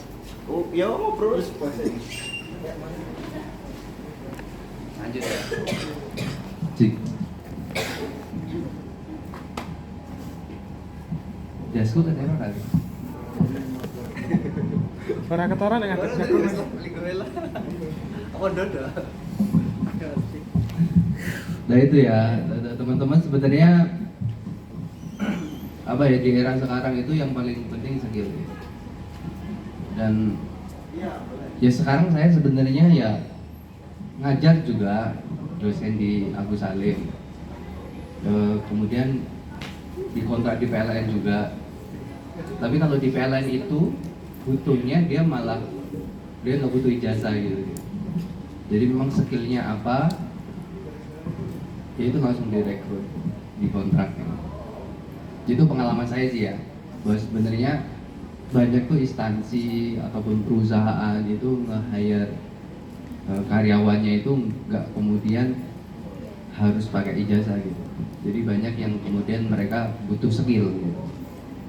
Skill yang kemudian butuh. Nah, satu skill, kedua itu relasi. Jadi teman-teman kalau cupu nggak pernah ini kayaknya susah juga gitu kan ya. Karena relasi itu penting banget gitu.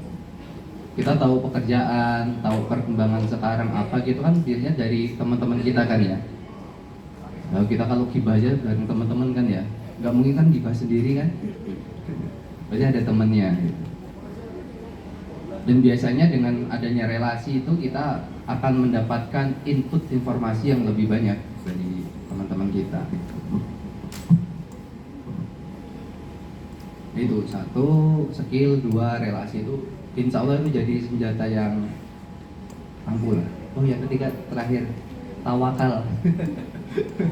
Tawakal ya, biasanya kita udah ya kayak kalian bimbingan lama gitu kan ya, sabar kan ya. Wis duitnya metu oke, orang dang ACC jalur ditutup itu saya duit. Sama nanti ketika kalian udah lulus itu ya mungkin ada yang bisa langsung kerja atau mungkin ada yang harus nunggu beberapa waktu baru dapat kerja gitu. Tapi sih kalau saran dari saya sih ya mulai dari sekarang harus berkreativitas, mengerjakan apa gitu. Kalian suka apa? Misalnya suka merajut, suka melukis, atau suka nyablon seperti Mas Ari, tekunin aja. Kan kayak gitu nggak harus nunggu lulus kuliah Mas ya. Nggak harus nunggu lulus kuliah, bisa dikerjain dari sekarang. Kemarin tuh aku ketemu ini Mas, mahasiswa ESI semester 10.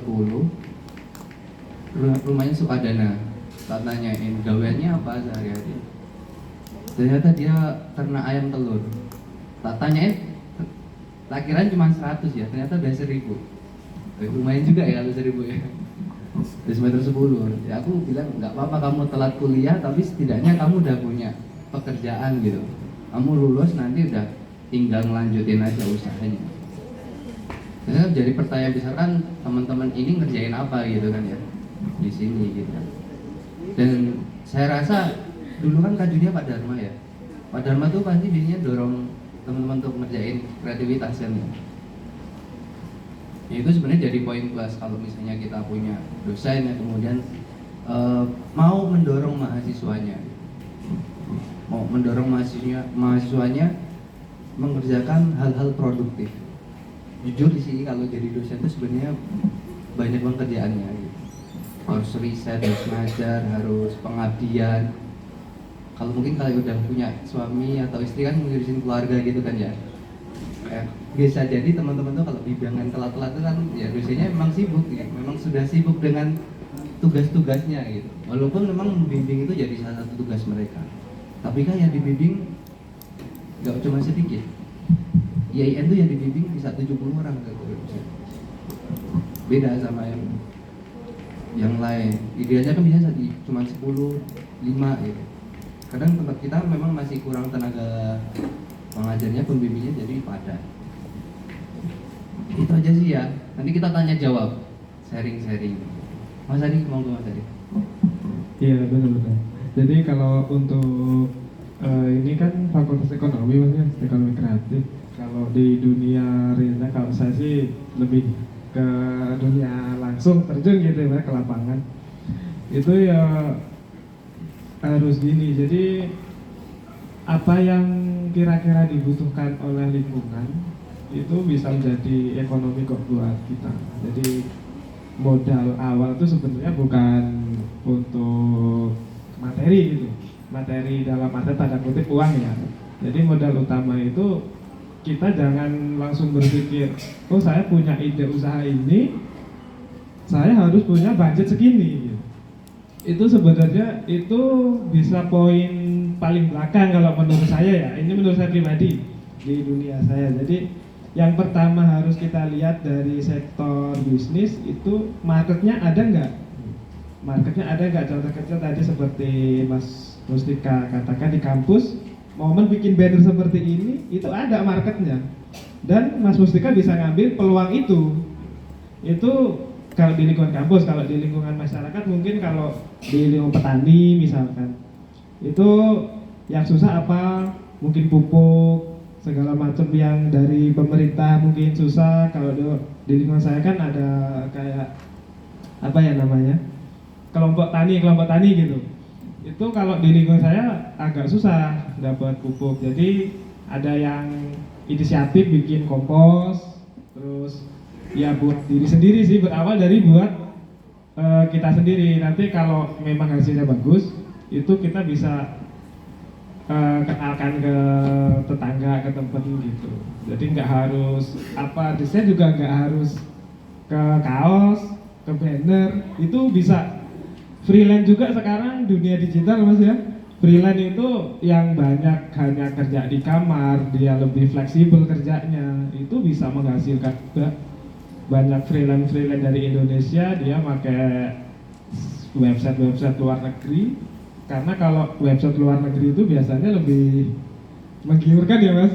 Kalau di bidang desain ya, ini ngomongin di bidang saya sama Mas Mustika nih, desain grafis.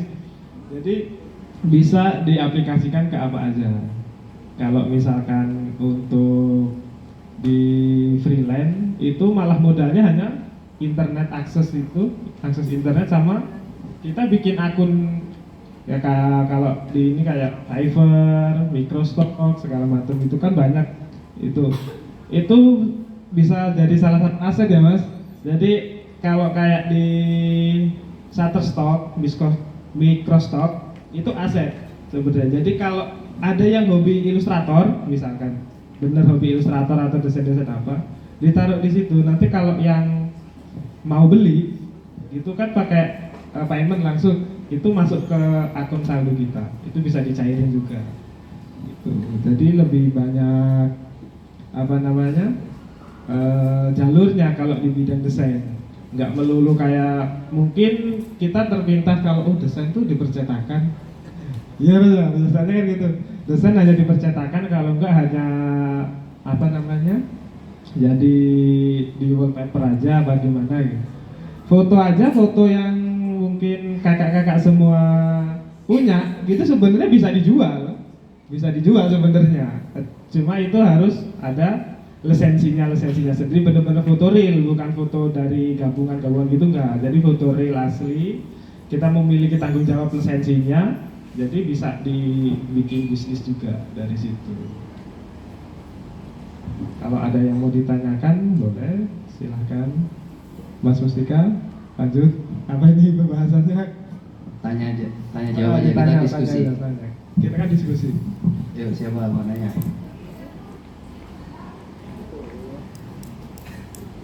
Madesu kayak ini. Tanya sering.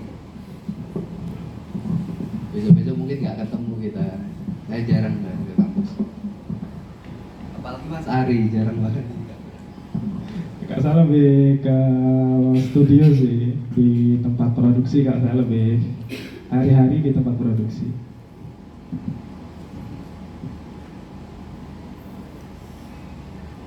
Apa ini yang mau ditanyakan kakak-kakak semua kira-kira dari obrolan? Kalau kita nih di desain ya Mas ya, Iya. lebih desain. cenderung ke jurusan desain gitu. Jadi kalau untuk jurusan yang lain mungkin belum terlalu memahami. Tapi kan pada dasarnya juga ekonomi kan ya. Ya, benar. Ya kalian kan kuliah juga ingin dapat kerjaan yang bagus, kemudian prospek pendapatannya tinggi gitu kan. Dan ya itu sih kata Mas Ari benar. Desain grafis itu memungkinkan kita itu kerjanya bisa remote dari rumah, nggak harus ke kantor gitu. Kayak saya tuh kerja di PLN itu juga nggak harus ngantor sih, cuma di rumah aja gitu. Ya paling kerja pulang, paling satu sehari kerja tuh cuma 10 menit kalau sama PLN. Ya, benar. Satu desain gitu aja. Ya, desain pamflet gitu aja satu gitu kirim. Berarti saya mesti punya dari 24 jam masih punya waktu banyak kan itu ya. Yo, turu mangan. Enggak sih. Saya juga ngerjain ini juga. Selain itu di Payung kan juga ada keliling metro kalau yang tahu. Nah diceritain Pak Dharma sih mungkin ya.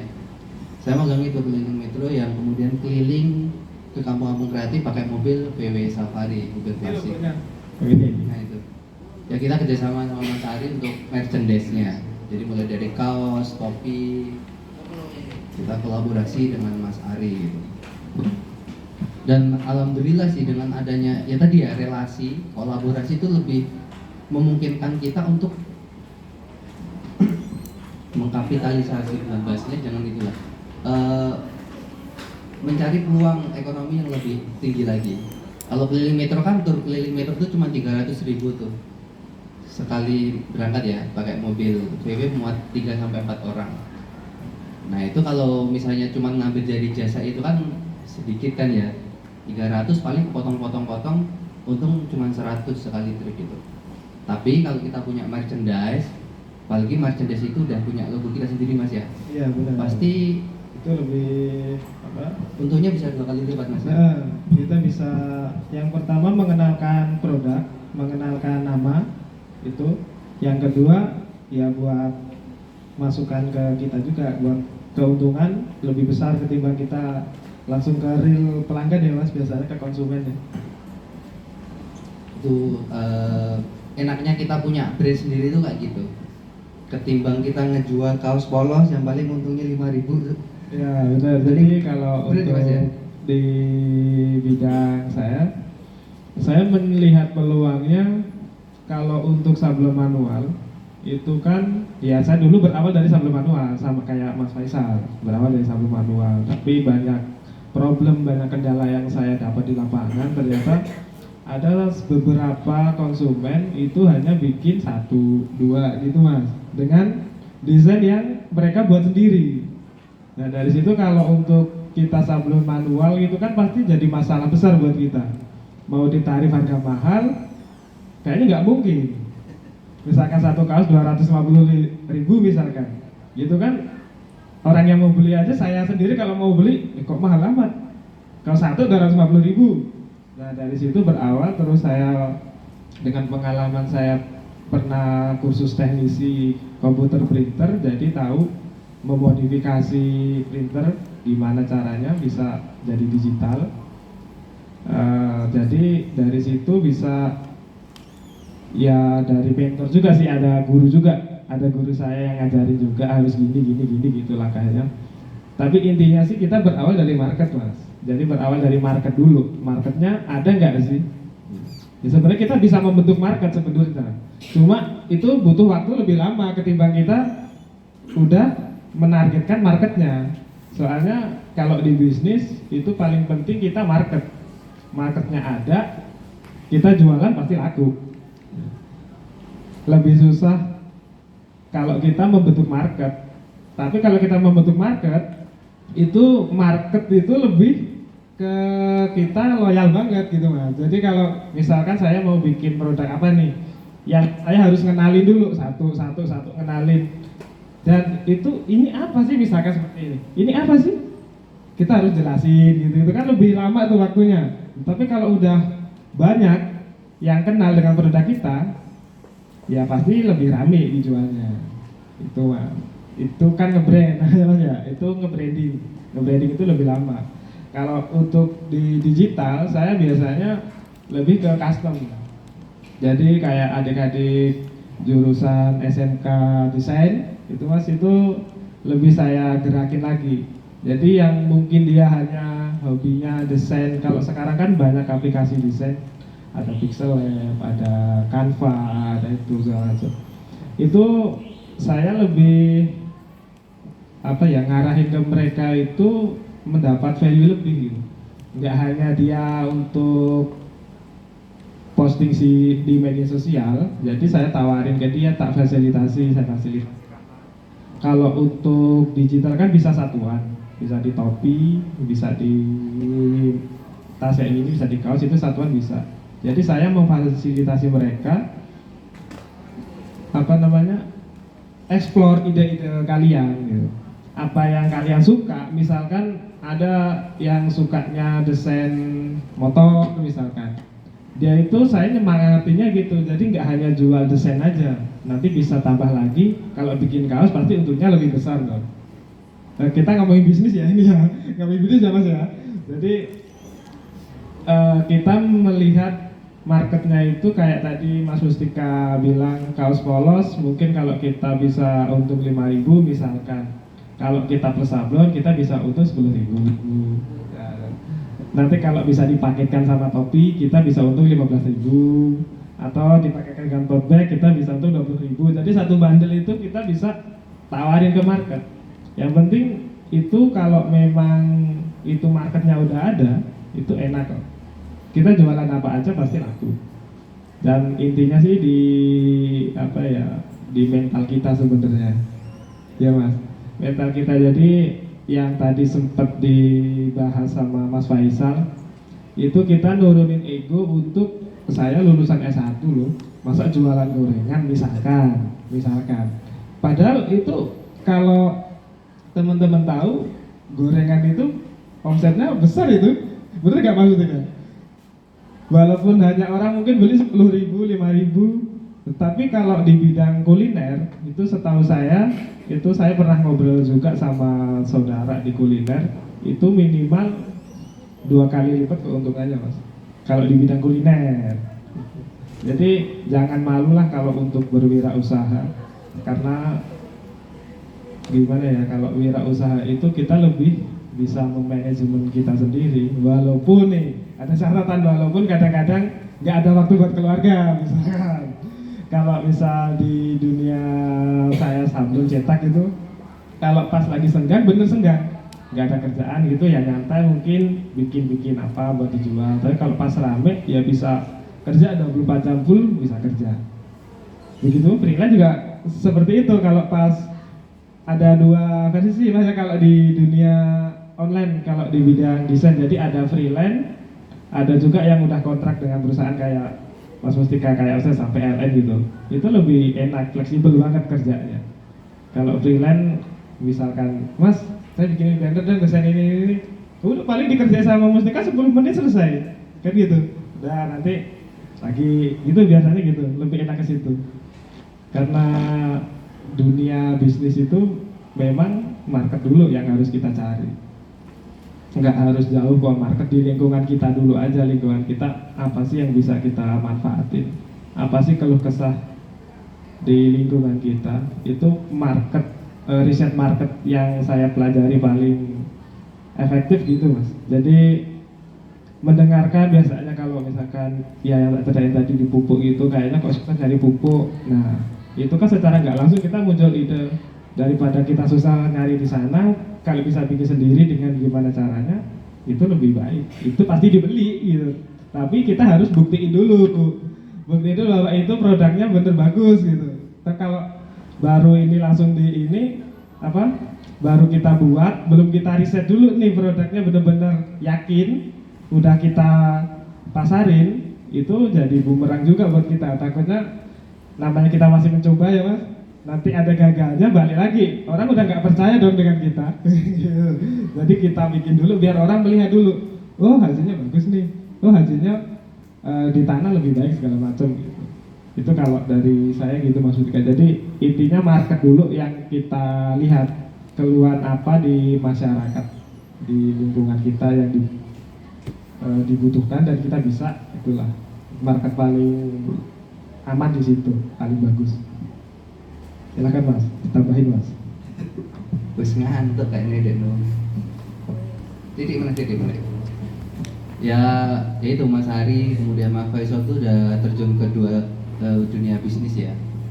Dan itu kan juga butuh konsistensi kan Mas ya. Konsistensi. Jadi gak kemudian masih bisnis sebulan 2 bulan masuk angin bubar gitu. Soalnya saya juga pernah bisnis tuh Mas. Saya tuh pernah dulu jalan telur dulu gitu. Dulu kalau di Payungi itu setiap minggu ya mending 300 tuh bersih. 300 kalau kali 4 gelaran berapa tuh? 1.200.000 kan ya. Cuman jaga sebentar. Cuman ya itu. Cuman kalau ngerjain partneran tuh agak susah sih. Terus pindahlah ke Punggur tuh jualan juga. Di pasar Punggur tuh ya lumayan. Ya paling sedikit-sedikitnya semalam itu waktu 4 jam itu ya untung paling sedikit 50.000 lah. Tapi rata-rata 100 gitu.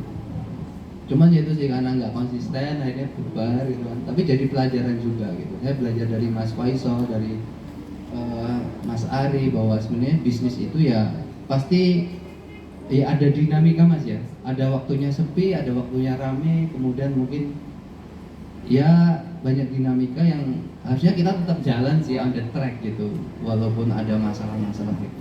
Itu harus jalan. Soalnya balik lagi yang dibahas dari awal sama Mas Purna tadi, Mas Mustika tadi belum datang.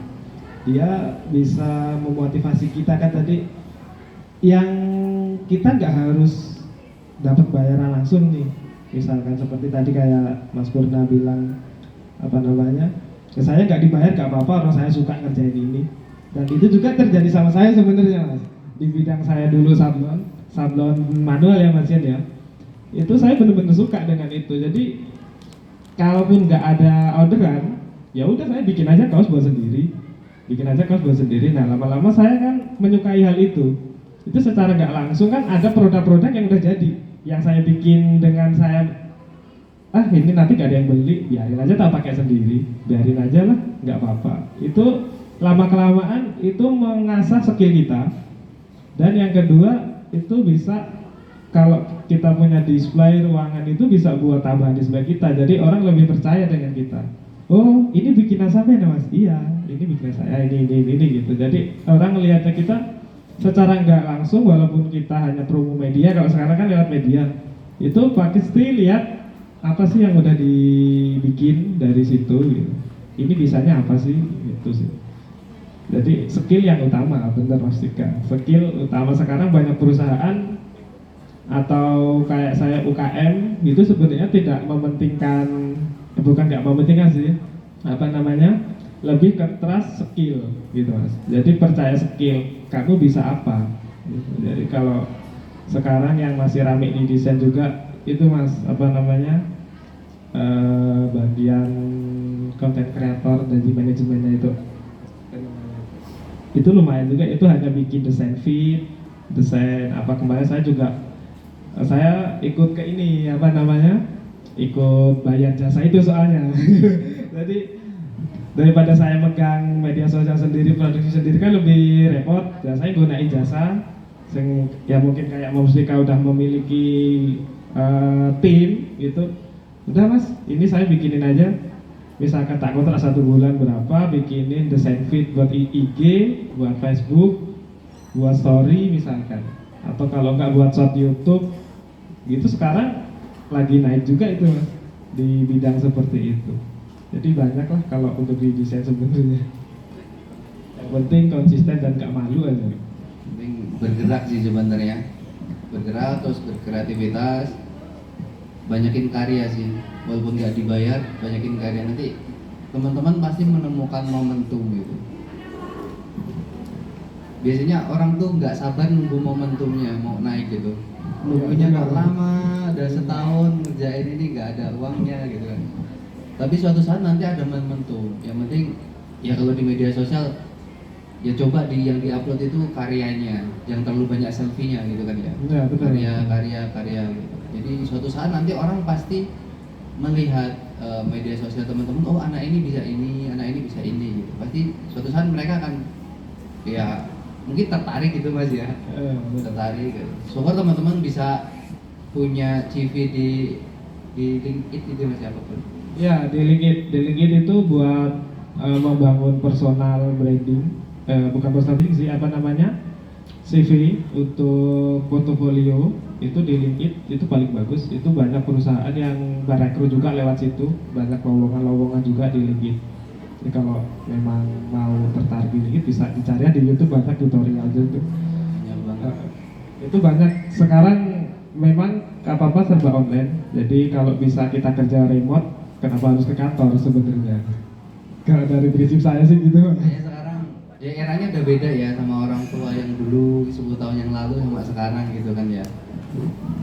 Kalau dulu kan orang tua mungkin pengennya anaknya ya jadi karyawan yang memang kerjanya jelas-jelas, dan keluar rumah itu pakai seragam, pakai sepatu, pakai dasi, nanti pulang sore gitu kan. Tapi kalau era sekarang tuh kayaknya lebih enak ya mas ya, lebih bebas, tapi ya itu sih lebih ke kreativitas kita. Semakin tinggi kreativitasan kita yang dituntut di situ. artinya kalau kreativitas yang dituntut, teman-teman harus belajar terus gitu ya, harus belajar terus aja, karena kreativitas itu pasti berkembang. Nggak mungkin teman-teman belajar desain tapi desainnya monoton gitu terus, ya ketinggalan zaman, nggak dipakai nanti. Harus terus belajar. Dan ada yang tanya nggak? Kalau nggak ada udah nih kita. Ditanyain apa yang ditanyain, silahkan. Kok aktif lagi isi nang. Kalau nggak ditanya, lama-lama apa yang mau dibahas ini mas, kita mas? Udah ya, mungkin wejangan lah buat teman-teman. Ini kan kayaknya udah ngurus skripsi ya Mas Ian ya? Mau yudisium ya mesti ya? Ya semangat lah, pokoknya semangat, semoga cepat lulus. Dulu saya disemangatin gitu seneng mas, tapi kalau tidur ya nggak lulus. Disemangatin kan, semoga lulus mus ya, iya kak. Tapi tetap malas sama dikerjanya. Harus bergerak, saya membuktikan gitu sih, ternyata harus bergerak juga sih. Ya mungkin sama dulu juga ada modus lain sebenarnya. Kenapa nggak lulus ada modus lain? Begitu dari histori yang diceritakan kan ada modus lain nih, nggak saya di sini. Pasti ada hal prioritas, ada hal penting dan prioritas. Teman-teman harus bisa milih. Biasanya ya itu sih, kadang kita ya kuliah penting, tapi memang ada yang prioritas kerjaan, mungkin seneng kerjain itu dan ada uangnya. Dan kita nggak masalah gitu ketika harus lulus lama, yang penting SPP kebayar. Saya zamanku dulu masih 700. Zaman kalian berapa sekarang?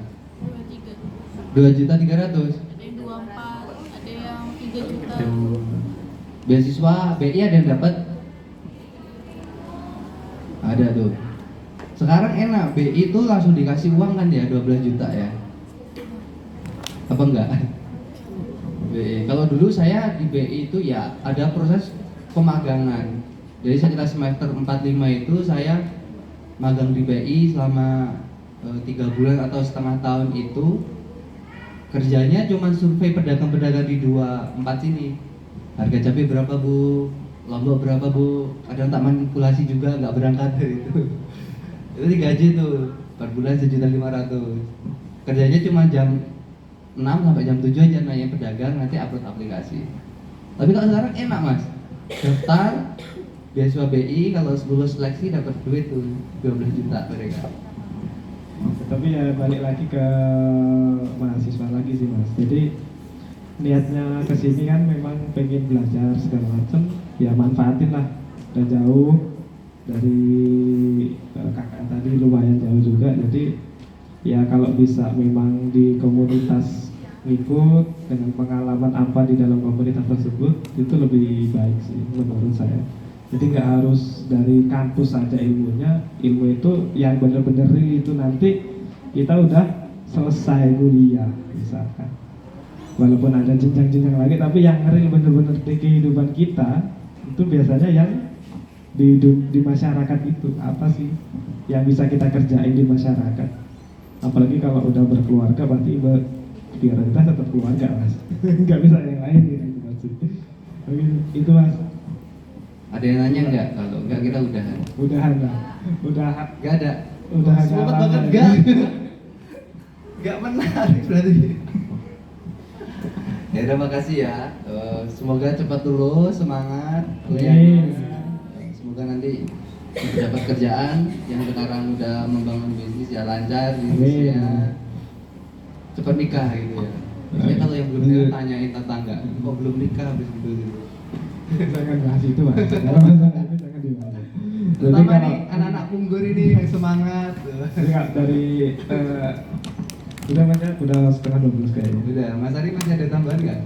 Udah, kalau dari saya cukup sekian. Mohon maaf jika ada salah kata atau mungkin ngomongnya muter-muter ke situ karena ya ini sebenarnya bukan di bidang saya sebenarnya. Kalau bidang saya lebih ke praktek sebenarnya. Jadi kalau untuk di apa namanya materi seperti ini ngobrol gini, saya kalau nggak ada feedback dari pertanyaan itu apa ya gitu mas kalau saya. Jadi mohon maaf jika muter-muter ngomongnya atau salah kata yang nggak sopan, saya mohon maaf. Sekian dari saya. Wassalamualaikum warahmatullahi wabarakatuh. Waalaikumsalam.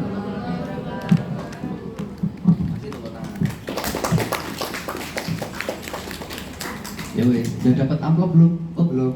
Ya udah nggak ada berarti. Makasih ya. Makasih banyak. Mau foto-foto nggak? Nggak, enggak ini motornya juga ini.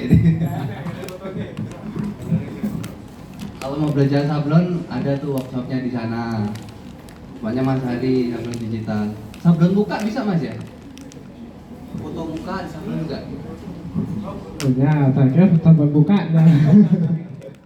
Bisa, sablon foto bisa karena kita dari digital, jadi bisa.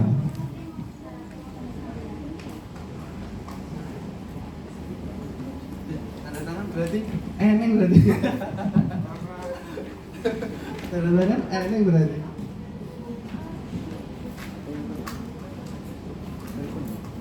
Kapan? Wisuda bulan berapa? 8. Semangat. Paling yo lek calon lagi nggak ribet wisuda. Sampai itu sih ribet. Maca nang salon. Sebenarnya saya ngomongnya waduh kota bumi ngono. Ya mau mobil dan nyata.